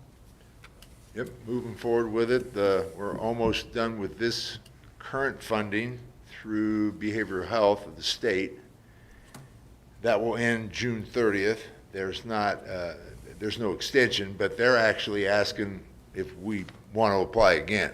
Well, there's only so much money, that I can spend in this program, so we're going to go on the congressional one for a year, and that one I don't know yet. We're having that meeting tomorrow to find out the length on that. Usually congressional spending will go anywhere from 1 to 3 years. Gives us some time, to utilize that funding. So I think we're good for quite some time. And we're at 100, well, I'll have that report for you. The final of what we have in reserve, that was the CARES funding or the ARP money. So, and that's kind of waiting to be utilized as well. So got some plans and ideas. Okay. So, yep, I'm happy with it if you're happy with it. Gentlemen? Okay. Yeah, I looked at these. These are really good contracts. I think for both sides, I think it really accomplishes what we need to do. Okay. I move to approve this contract for community intervention program between the Montezuma County Administration, Colorado, and Southwest Colorado Mental Health Center, DBA Access Health System, and the contract between community intervention program between the Montezuma County Administration, Colorado, and Cortez Fire Protection District. Second. Okay, it's been moved and seconded to accept and sign the contract for the Community Intervention Program between the Montezuma County Administration, Colorado, and the Cortez Fire Protection District. All those in favor? Aye. Aye. Aye. And we also have a contract for the Community Intervention Program between Montezuma County Administration and Southwest Colorado Mental Health Center, doing business as Access Health Center. All those in favor? Aye. Aye. There's actually the originals, trying to be original signed. So just sign these two then? Sign Yes, those sir. two, and then we'll, You'll stamp it. and then scan it and give it to you. Yes. The whole thing or just the signature? I have the whole thing. You have the whole thing? Perfect. Yeah, if you do that, just.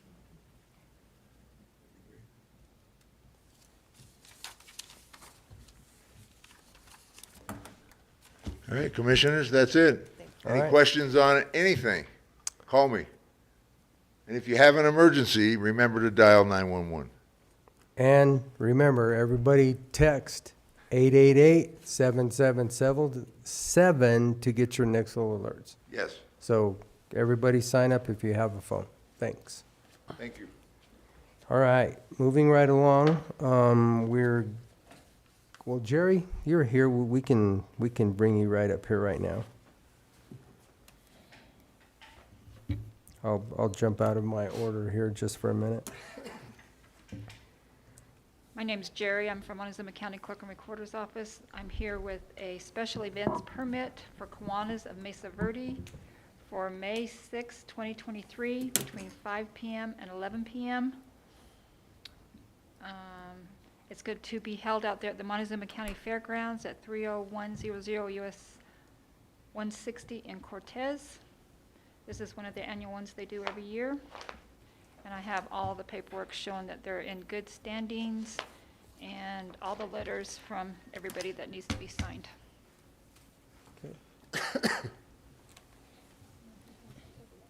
I gave that letter to Miss Kim.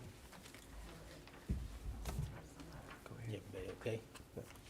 Kent, you all right? Yeah. Okay. I move to approve this application for a special events permit for Kiwanis of Mesa Verde at the Montezuma County Fairgrounds on, what day did you say? May 6th. May 6th. May 6th.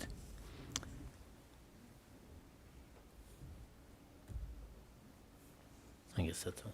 Second.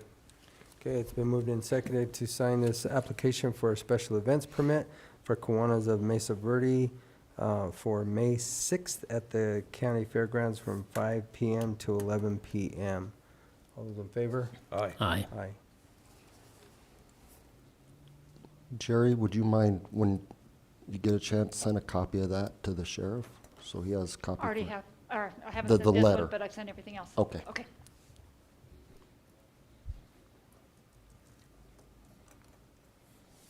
Okay. And next, I have a liquor license renewal from Mancos Brewing Company, LLC, for 484 East Round Ridge Road, Mancos, Colorado, 81328. And I've got the letter back from the sheriff, and there is no complaints about them. okay.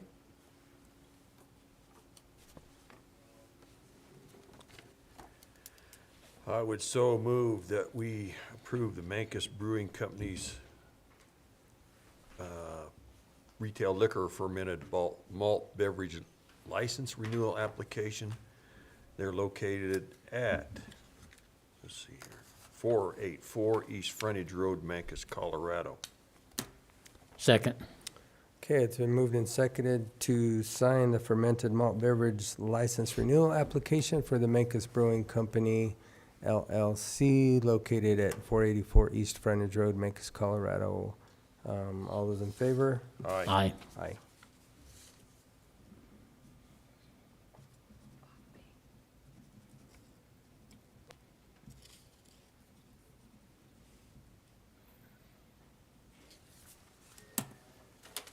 Okay, thank you, Jerry. Anything else? Nope, that's it for me this week. All right. Now we're going to jump right back up here. We have a decision on our compost pad proposal.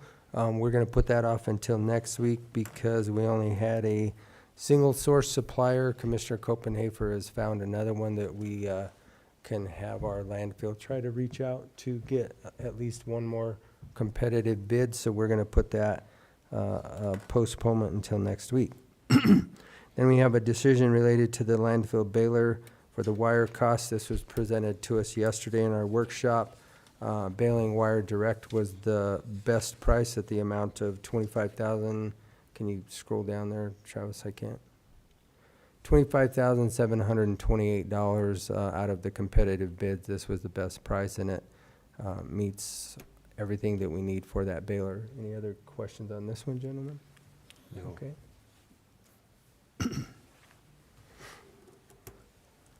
I move to approve the bid from Baling Wire Direct for our landfill wire in the amount of $25,728 for 15 stems of 11 gauge galvanized high 10 stem wire. Second. Okay, it's been moved and seconded to accept the proposal from Baling Wire Direct for our 11-gauge galvanized stem wire for the landfill in the amount of $25,728. All those in favor? Aye. Aye.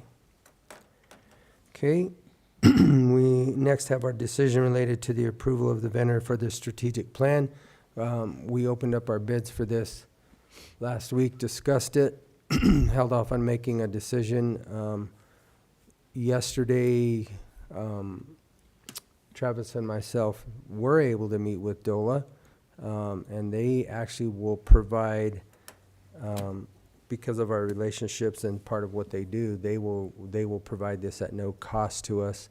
It might take just a little bit longer, but this will be done through a strategic planning through DOLA. So I just wanted to put that out there, gentlemen. I think it's something that he can get started with relatively quickly, and we'll have it done before we get into our budgeting cycles at all for our next year. So that's out there. It is free to us, and it is part of the services that DOLA provides for us. Okay. So do you want to move forward with that one, or? Yeah. Okay.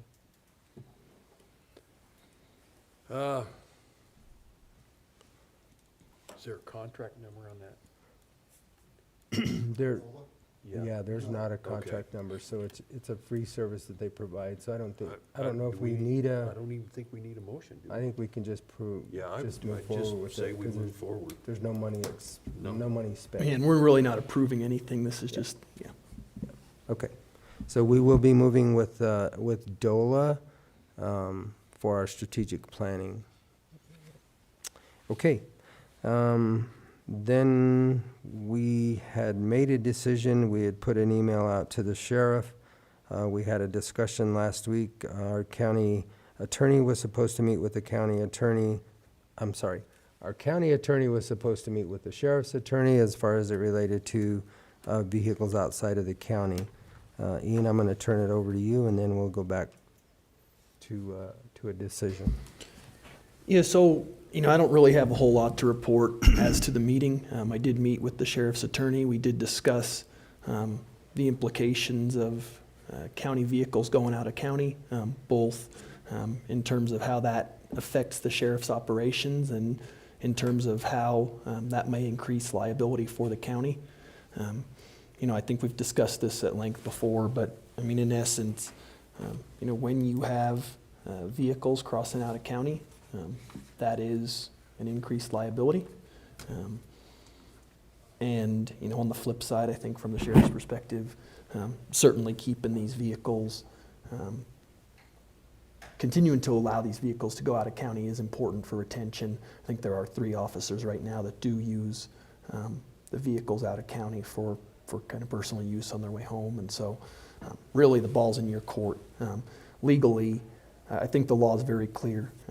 The county commissioners can make decisions as to how the county's property is managed and used. So if you guys decide that these cars can't go out of county beyond official use, then that certainly is in your purview.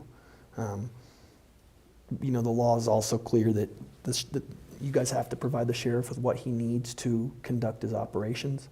And so, I think that there's a lot of strong arguments to be made that there's, that having a policy that these vehicles aren't to go out of county would not hinder the sheriff in his ability to fulfill his statutory duties, or would not prevent him from fulfilling his statutory duties. So really the ball's in the Board of County Commissioners court, and you guys can make a decision. If you have any questions, I'm happy to answer. So, Go ahead, Commissioner. So I have a question as far as, we've allowed this to happen for a period of time. And the sheriff, does he actually, where he has his own attorney and his own insurance, would his own insurance cover these guys when they're out of the county like that? Not to my understanding, because I'm the just vehicles asking are a question. owned by the Yeah. county. So the sheriff falls under the umbrella of our insurance coverage. Correct. And so, And Travis, you spoke with the insurance company on this. Yes. And maybe you can relay to Commissioner Copenhaver what you learned. Yeah, so all the county vehicles are covered by our umbrella insurance under a separate policy. And when I talked to our agent, basically, they're covered out of county. It doesn't matter. It's just, granted, there's gonna be increased liability because they are out of county, but they're still covered. And Commissioner, as we talked about before, the Colorado Governmental Immunity Act does provide certain protections when county employees are operating within the scope of their employment. Now, there is an exception in the Colorado Governmental Immunity Act that applies to vehicles, and so, the Colorado Immunity Act Governmental Immunity Act doesn't necessarily protect the county from liability when vehicles are involved. That said, when a vehicle travels out of county, anything that would happen not related to that vehicle could fall under the Colorado Governmental Immunity Act. But if you're out of county, you're not going to get those same protections. And so,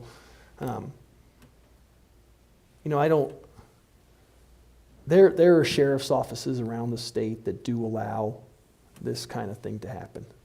I think it would be foolish to think that allowing these county vehicles to cross out of county when they're not within the scope of their employment does not raise liability for the county. I mean, it just does. And as I explained to Commissioner Candelaria last week, anytime you have a vehicle traveling in county or out of county, I mean, there's liability involved. That's just the what is of it. When you start to allow vehicles to travel out of the county for personal use, that's one of those things where you have to weigh whether you're willing to accept that increased liability. Because, I mean, it's an increased liability. Anytime a county vehicle hits the road, it's an increased liability. Which is part of the conversation of why we were looking at Forest Service. And I think this is a policy that we should have, that we don't allow that to happen. I'm just considering these 3 vehicles that are happening right now, that if they were allowed to continue until they're no longer employed by the county, but no more. I'm just trying to not put the sheriff in a bad situation of having to replace these 3 guys if they all quit over this. I'm just throwing that out there if that's a possibility. I realize that still sets us up for some liability for a while until those 3 guys are gone. But I think that we have that. So the question that was asked, would we reconsider our decision on letting them go out? I think what the attorney has told us that we can absolutely allow it. It's just a matter of how far we have to go. What I didn't like was the attorney's response, is that I'm going to do it anyway. That's what I don't like. That has I struggle with that because those we control, those are county vehicles, and So ultimately, I think It's our anytime you're decision. assessing liability, I mean, you have to look at that kind of middle point. And this may be a middle point, Commissioner, where we say, hey, we've got 3 employees that have been utilizing these vehicles. We're willing to accept a little bit of additional liability to make sure that they stay on and to provide them with what they've had. Now, that may be that happy medium. And you certainly, as a commission, can do that. And I agree with Jim. I don't like that deal he says where he's gonna just do it anyway. I don't like that, but that wasn't, the more I thought about it, the more I was concerned about him losing all 3 of these guys. And I don't know these guys. I don't know them from Adam. I wouldn't know them if I saw them. But I can see where it could put him in a predicament. And Travis, you're probably better to respond to that than me, but I was just thinking of a way we could get around this thing and still have our policy where there's no out-of-county vehicles. There would be no more than these 3. Yep. And I don't know whether that's So we absolutely control our property. And if we want to allow 3 vehicles to go out, we can do that. There's no legal issue there. So we can do we can do it that way. I'm just throwing that out there. I don't know how these other two gentlemen feel about it, but I agree with the policy of no more. Yep. But I see where it could put the sheriff in a bind too, and I don't know that we need that fight. And well, and as far as your That's guys' concern about any sort of representation on the part of the sheriff or his office that he would continue or formulate his policy, he can't do that. It just can't be done. And so, I wouldn't give a lot of concern to that. I mean, ultimately, at the end of the day, we control our property. We do with what we want, and if for some reason there was to be some situation where that wasn't followed, then we would deal with that appropriately. If that meant going to court, we'd go to court. But I mean, ultimately, words are words and law is law. I'm in agreement, Gerald. I mean, this has gone on, and I don't want to lose 3 deputies because we are so shorthanded as it is. But this is as far as I'm willing to go anymore. And if we lose one of these deputies through attrition, then it rolls back to 2. And after a while, if they're all gone, no more.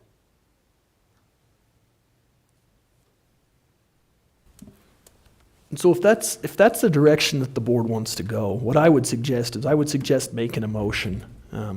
And what I would suggest saying in that motion is that counties are not, or the county vehicles are not allowed to leave the county for any sort of personal use.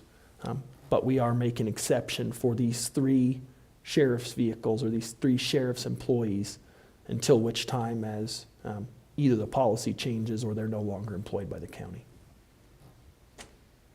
That just sets it up. I mean, the law says that at any meeting, you guys can make decisions as to county property. And so if that's a decision you want to make, I would just suggest we just memorialize it right here.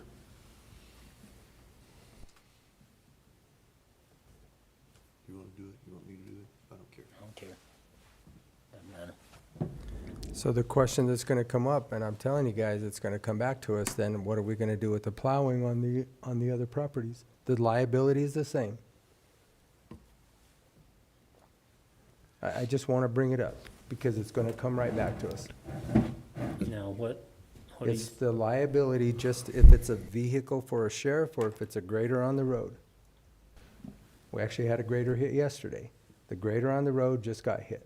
I know. So the liability is the same. It doesn't matter if it's on our property or in our county, the liability is the same. So I think you can distinguish it though, because, I mean, like I said, anytime there's liability involved, you've got to weigh risk versus reward, so to speak. And guess that's so where I'm at. perhaps the reward of retaining 3 sheriff's deputies is enough to justify the liability of letting them go out of county.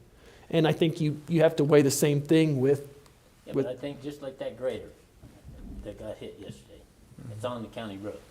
Correct. If that was in that parking lot that's off the county road, that whole liability thing is different. But, correct, because it increases the risk. it does that. But if That's what I'm we're saying. on our county road and If we're we're doing not on work, our that's county one road, thing. we But when increase we- our risk substantially across that county line, Well, sure. specifically for its personal use. But it's no worse than what we were doing for these parking lots.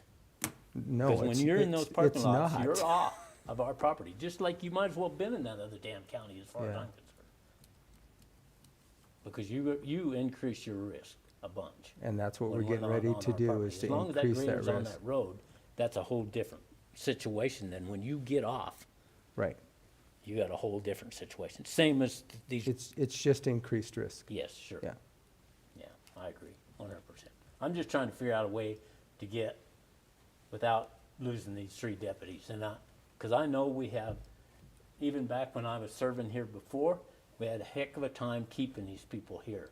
Because it seemed like everybody else could pay more than we could pay, and they were gone. Which is were something just that a we're training looking at ground. significantly. Yeah, and we're we're trying looking to at fix that. that. But I think, I mean, play devil's advocate on both sides. You know, law enforcement is under the gun 24/7 right now, and nobody wants to be a cop.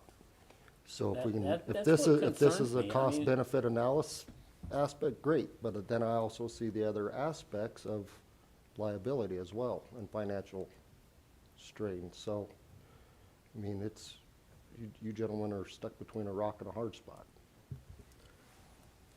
Okay. So then I think you were ready, and I think if I wrote this down right, for Do we need some time to formulate a motion to do this right? personal use through attrition, and then they're gone? Is that where you're headed? What's that? So that we allow these 3 vehicles for personal use, but will then go away through attrition of these officers naturally. I think the motion should say we do not allow Any any further. county vehicles to be used for personal use And when outside these of this drop off county. through attrition, then they're gone. But Okay. these 3 are allowed until they're attritioned, I'd like to, however, whatever we draw need the to say motion there. so we Okay. When they can go cover this away, so we can that's done. Hold off a little bit. All right. Get Well, this done right at the first time. I mean, So you want me to just draw up a written motion for next week, and then one of you guys can it bring can it be forward? next week, it can be this afternoon. We're gonna be back this we afternoon got to too. next afternoon, but if that's time. So we can My just only, move my this. only, Next week, 2 weeks. my only concern is with the way the agenda's drawn up, we've got our 9 o'clock agenda, and it's under the 9 o'clock agenda, and then we've got a separate for Okay. the Well, 1:30. next So I'll week- just draw it up next for week next is week. fine. Okay, Okay, perfect. That's fine. accepted? Yeah. Okay. Okay, so we'll move that I'd rather have it to right. next week. Okay, then we have our decision on our black and gray grant. This was presented to us yesterday from the sheriff in our workshop. Travis, do you have that so that we can show it? This was for the Yeah, this is black and gray. pretty minimal funding that we get, $11,945.91. But this is part of that grant that we get. So any other questions on this, gentlemen? No. I move to approve the marijuana black and gray enforcement grant 2022-2023 GBMJ-23-259 in the amount of $11,945.91. Second. Okay, it's been moved and seconded to accept the marijuana black and gray enforcement grant 22-23 year in the amount of $11,945.91. All those in favor? Aye. Aye. Aye.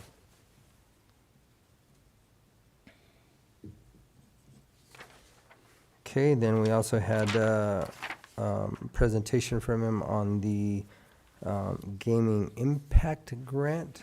This is for our 2023.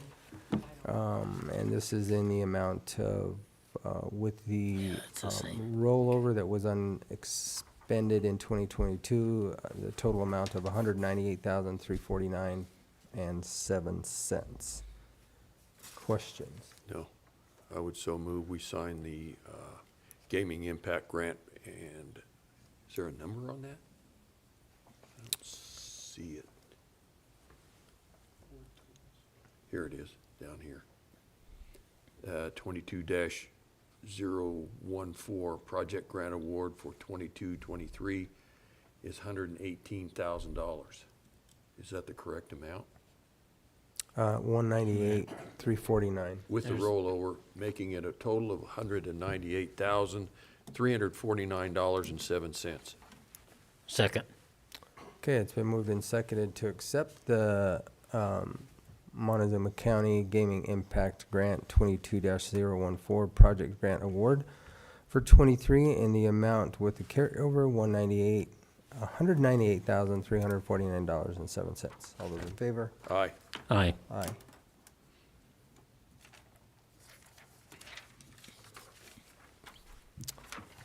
Okay, now we have Mr. Roth in the room, and we are going to look at a resolution for redistricting.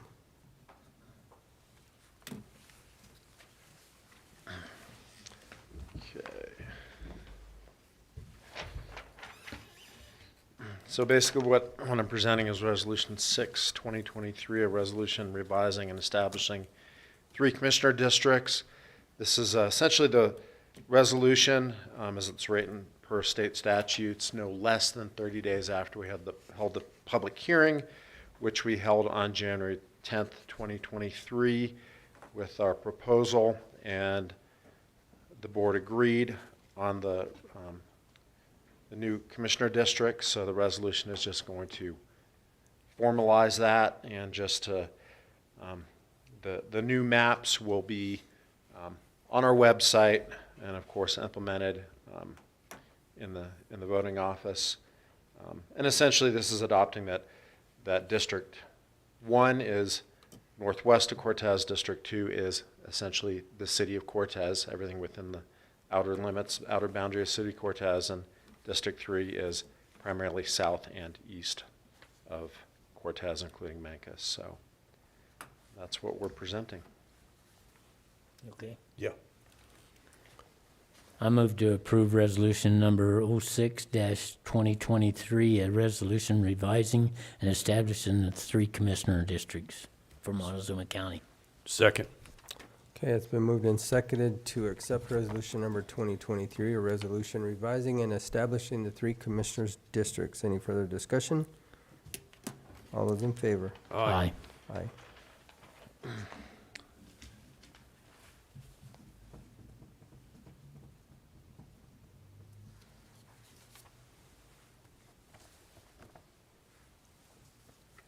I think it was proposal number 2 was the map that you had showed us, if that's correct, but we'll have new maps as soon as they come back out. Yep, I will print those out this afternoon. And I'm not going to be here. I'm going to be on spring break the week that I normally present in March 14th. And one project that we're going to be working on this summer is we're going to be, well, we have readdressed a lot of the subdivisions up in the forest in holdings. A lot of those homes are up in the Spring Creek subdivision, off a, you can access up Chicken Creek Road or West Mancos Road. What we would like to do, because these in holdings never really had proper addresses. They were often referred to by the subdivision name and the lot number. It's kind of a unique situation. We would like to, this summer, install address markers with the new addresses up there. Also, because they're in holdings and they're subject to, if a forest fire ran through there or whatever, we want them properly identified. I didn't know we would be doing this project when I did my budget last year. Got a couple of proposals for the good quality reflective signs and posts. For both those, for us to do that project would be in the neighborhood of $1,600 for 80 signs to get those installed. So I don't have the budget for it. I didn't know if any directions as far as where I could get about that amount of money.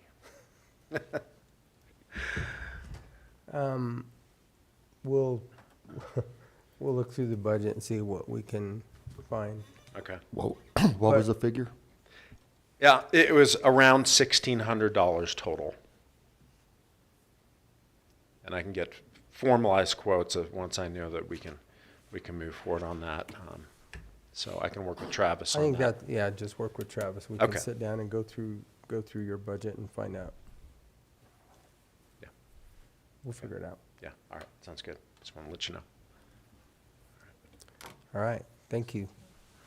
Okay, that brings us, James Dietrich is not here today because he's out sick, so our natural resources, we're gonna go right by. Attorney McLaren. And Commissioner, we've got the public transportation grant that we need to address. Oh. We brought it up at yesterday's workshop. Got it, sorry. So we have DocuSign ready, and I apologize for getting right over that. With the state of Colorado, the sub-agreement grant in the amount of $272,540, which is from the Department of Transportation with Montezuma County, which basically funds a big portion of our MOCO. Jennifer Morris was in here yesterday and gave us a presentation on this, and Ian, I think you have anything to add for the contract. Yeah, I don't have anything to add. I looked over it. As I said yesterday, I mean, it's always a little bit disconcerting to sign a contract that has so many outs for one party. In this case, the outs are for the Department of Transportation, but at the same time, this is grant money, and so those are terms that appear in a lot of these state contracts and kind of terms that we might just need to live with. You know, I do want to express also one thing that I thought was good yesterday is she showed us her numbers that her ridership has picked up significantly. It's back up to right at 2019 levels. And she also stated that hopefully by the end of June, did she say, we would have our survey done or study done for our primary or permanent fixed route, I think is what she called it. And then they're also looking at expanding up to Rico once a week to help up there. So there's a lot of good things that we are helping our community, specifically our elderly that can't get out and drive. So they're doing a pretty good job over there. I move to approve this State of Colorado sub-award agreement between Montezuma County Department of Transportation, 23-HTR-ZL-00071/4910031112 in the amount of $272,540. Second. All right, it's been moved and seconded to accept and sign contract number 23, HTR-ZL000714910031112 with the Department of Transportation of Montezuma County in the amount of $272,540. All those in favor? Aye. Aye. Aye.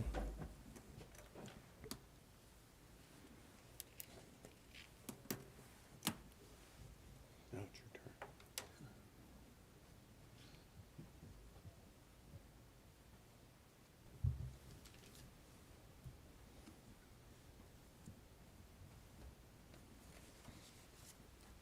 Okay. Now, it is time for Attorney McLaren. So the biggest thing I have to report, last week, the Colorado Supreme Court issued a written ruling in a case that has direct impact to Montezuma County. That case was Colorado Property Tax Administrator versus CO2 Committee. This case started before I took over as county attorney, and really what it involved, it was very closely related to our Kinder Morgan cases that went up through the courts. And it dealt specifically with the retroactive tax assessments for the 2008 and 2009 tax years.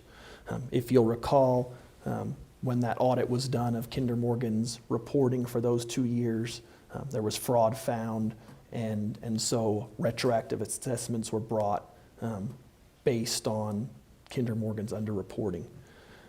Ultimately, one case went up to the Supreme Court and the county prevailed there. This case that the written ruling came down last week dealt with fractional interest owners of oil and gas leaseholds in the McElmo Dome unit. So Kinder Morgan manages the oil and gas leaseholds out there. They're the majority owner, but there are fractional interest owners that own portions of those leaseholds out there. After Kinder Morgan brought their challenge to the retroactive assessments, those fractional interest owners brought a challenge as well to the retroactive assessments. And really, at the heart of their challenge was this idea that, hey, we weren't in charge of the reporting, we weren't underreporting, and so we shouldn't be held responsible for Kinder Morgan's fraud. At the local court level, the court ruled that those interest owners did not have standing to bring the suit, and so the suit never came forward on its merits. The fractional interest owners appealed to the Court of Appeals, and the Court of Appeals found that they in fact did have standing. So the Court of Appeals reversed the lower court. Then the Colorado Property Tax Administrator and Montezuma County also filed a brief into the case, went up to the Supreme Court and argued again that those fractional interest owners did not have standing. And the Colorado Supreme Court came down last week and reversed the Court of Appeals and said, no, those fractional interest owners don't have standing, and so they can't proceed with their lawsuit. And so that was a very good thing for Montezuma County. That closes out those years, and we've got case precedent now that says those fractional interest owners don't have standing to challenge these retroactive tax assessments. John Baxter started work on this case and worked closely with Nate Keever. He works for Dufford and Waldeck. That's a law firm in Grand Junction. I worked with Nate as well, and he was a huge help in this whole thing. And also the Colorado Property Tax Administrator did a ton of work with this. So good decision for Montezuma County, and that case is now closed out. So certainly a good thing there. The other thing that I have to report, had some correspondence with folks from the health department last week, Melissa Matthews specifically.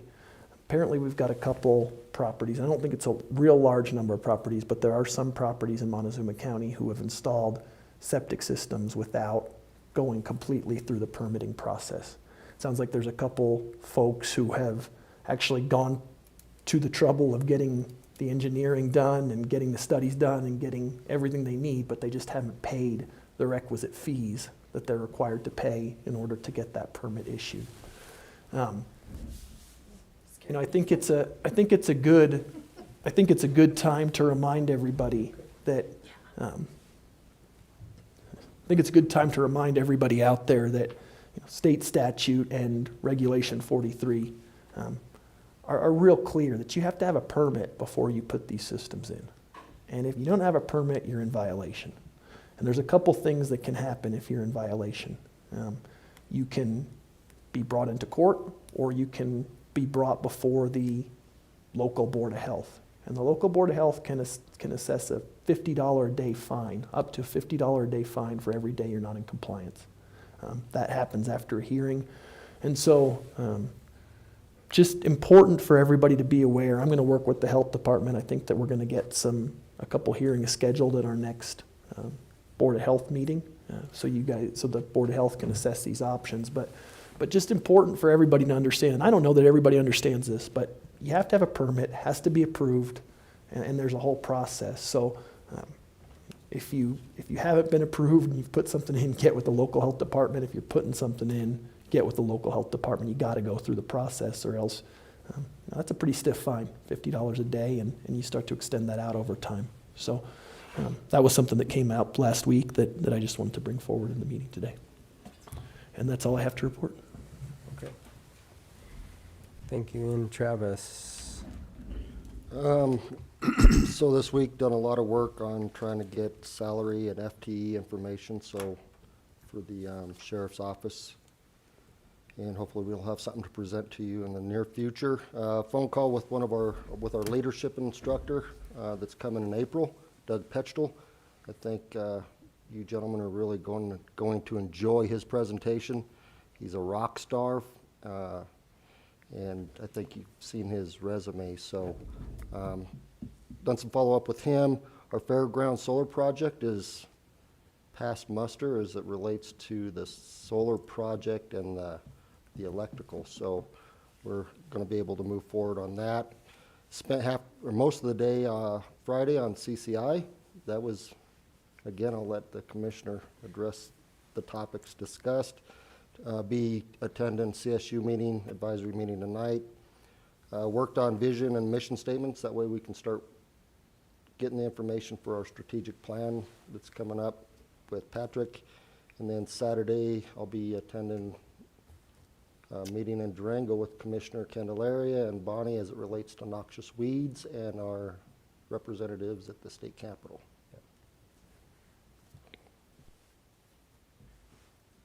Okay. All right. Thank you, Travis. To my left. Not much to report, just several phone calls, some issues with the road maintenance, plowing and getting the roads plowed by the time the people thought their kids need to go to school. You got to realize how many miles of road we have to plow for bus routes.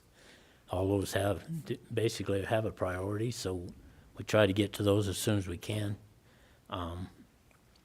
I did miss the Mancos meeting last week because it was a blizzard in Mancos, and I didn't think I had any business trying to walk in there on my crutches. So other than that, I just had some phone calls and that sort of thing, issues. All right, Commissioner Lindsay. Yeah, I also don't have much to report. I did get stopped in a parking lot by a gentleman who wished to express his gratitude to the road crews and how well they were keeping up with all the drifts and everything, especially out in our northwest area. So please pass that along. He was very, very grateful for what was being done out there. Other than that, I have city council tonight, and I'm going to drop by, it looks like, to the advisory board meeting for extension tonight also. Okay, my housing authority was canceled due to the weather, which was fine by me because it was nasty out there. However, I did spend Thursday and Friday at CCI going over all of the bill tables and taking positions on all of those for our county. We have a lot that we are in amend positions on. One of the biggest ones, which could really affect us here, which is, if I find it here, it's called the Amenities for All Genders in Public Buildings, House Bill 231057. We didn't want to just flat out put an opposed position on this, so we're in an amend position on this, and it's basically we're seeking to exempt buildings that are leased by a local government, exempt buildings that are on a historical register, raise the dollar figure on the bathroom renovations that serves as a threshold for compelling compliance in existing buildings, and have the bill only apply to new construction beginning in 2024. One of the biggest issues we have, and all of the counties have, we have older structures like this, and a lot of them are even older. So to try and modify these for general neutral bathrooms, anything, the $10,000 will not be anywhere close to what it takes to accommodate this. So in amend position for that one. Some that we are, I already told you, the WUI code, we could not get to an agreement with all 64 counties. I can tell you that they have enough votes to pass the WUI code the way it sits right now, but what that is putting forth right now, that you would have to establish the board, which that board is going to be made up of 21 people, and then it defines of how many local government, how many municipalities, how many chiefs, so on and so forth. A lot of discussion was held on that one. The wildfire evacuation and clearance time modeling, we took an amend on that one just for clarifications. Those will be coming up at our next session when we meet on the 16th, 17th. Oh, tax and finance was pretty straightforward. We took mostly amend positions on those. Trying to pick out some of the ones that were huge discussion items here.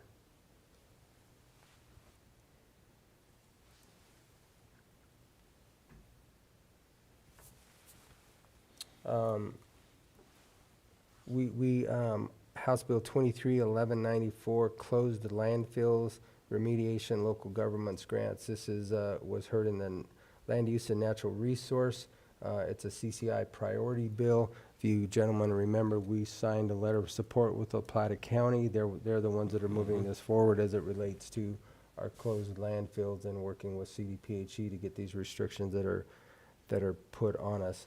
Anyway, the bill table is up of all of the positions that we took. I can't really break it down a 2-day session into a couple minutes here, but if you're interested, I can obviously sit down and talk to you or give you more information on the bills that were presented to us this week.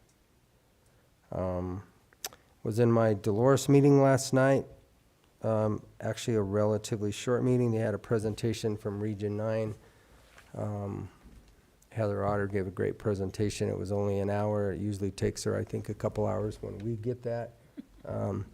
But it was quick and easy. One of the biggest things that kind of not necessarily a concern to us, but it is a concern because we have our senior program meals over at the Dolores Community Center. Apparently they are in a struggle again because of insurance. They had asked Dolores, I think towards the end of the year, if they would be interested in taking that building over.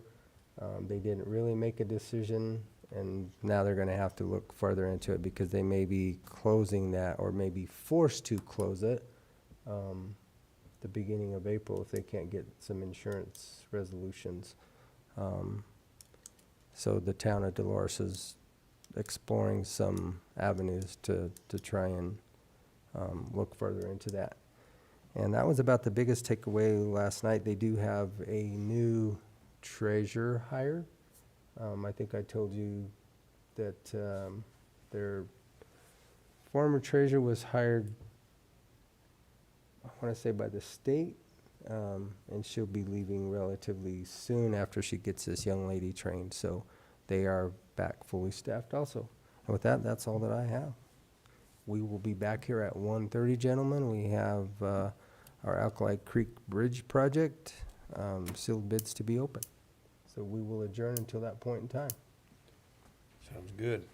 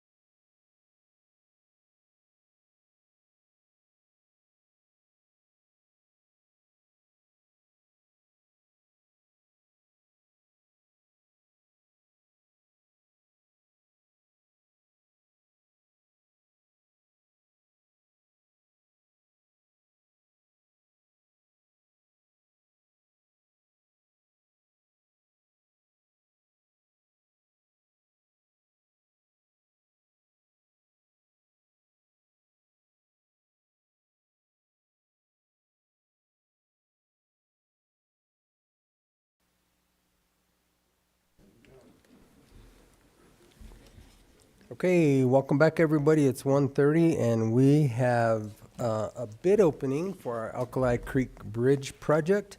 Mr. Engelhardt, do you have anything to add to that, or Mr. Bechtold, or do you want us just to get our knives out and go to work? All right. Commissioner Copenhaver, what do you have for us?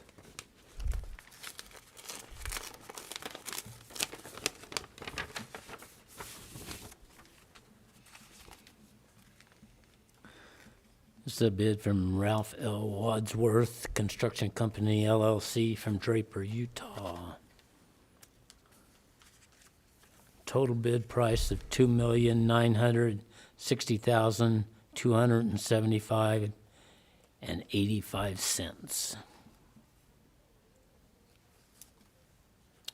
$2,960,275.85. Is that correct? Yes. Okay. All right, and that's from Wadsworth? Yes. Okay.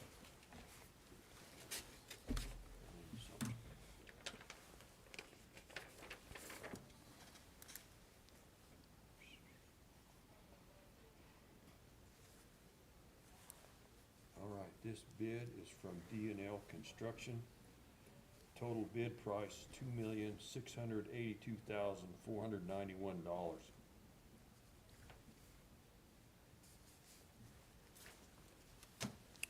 Okay, looks like we only have two bids, one from Wadsworth and one's from D&L.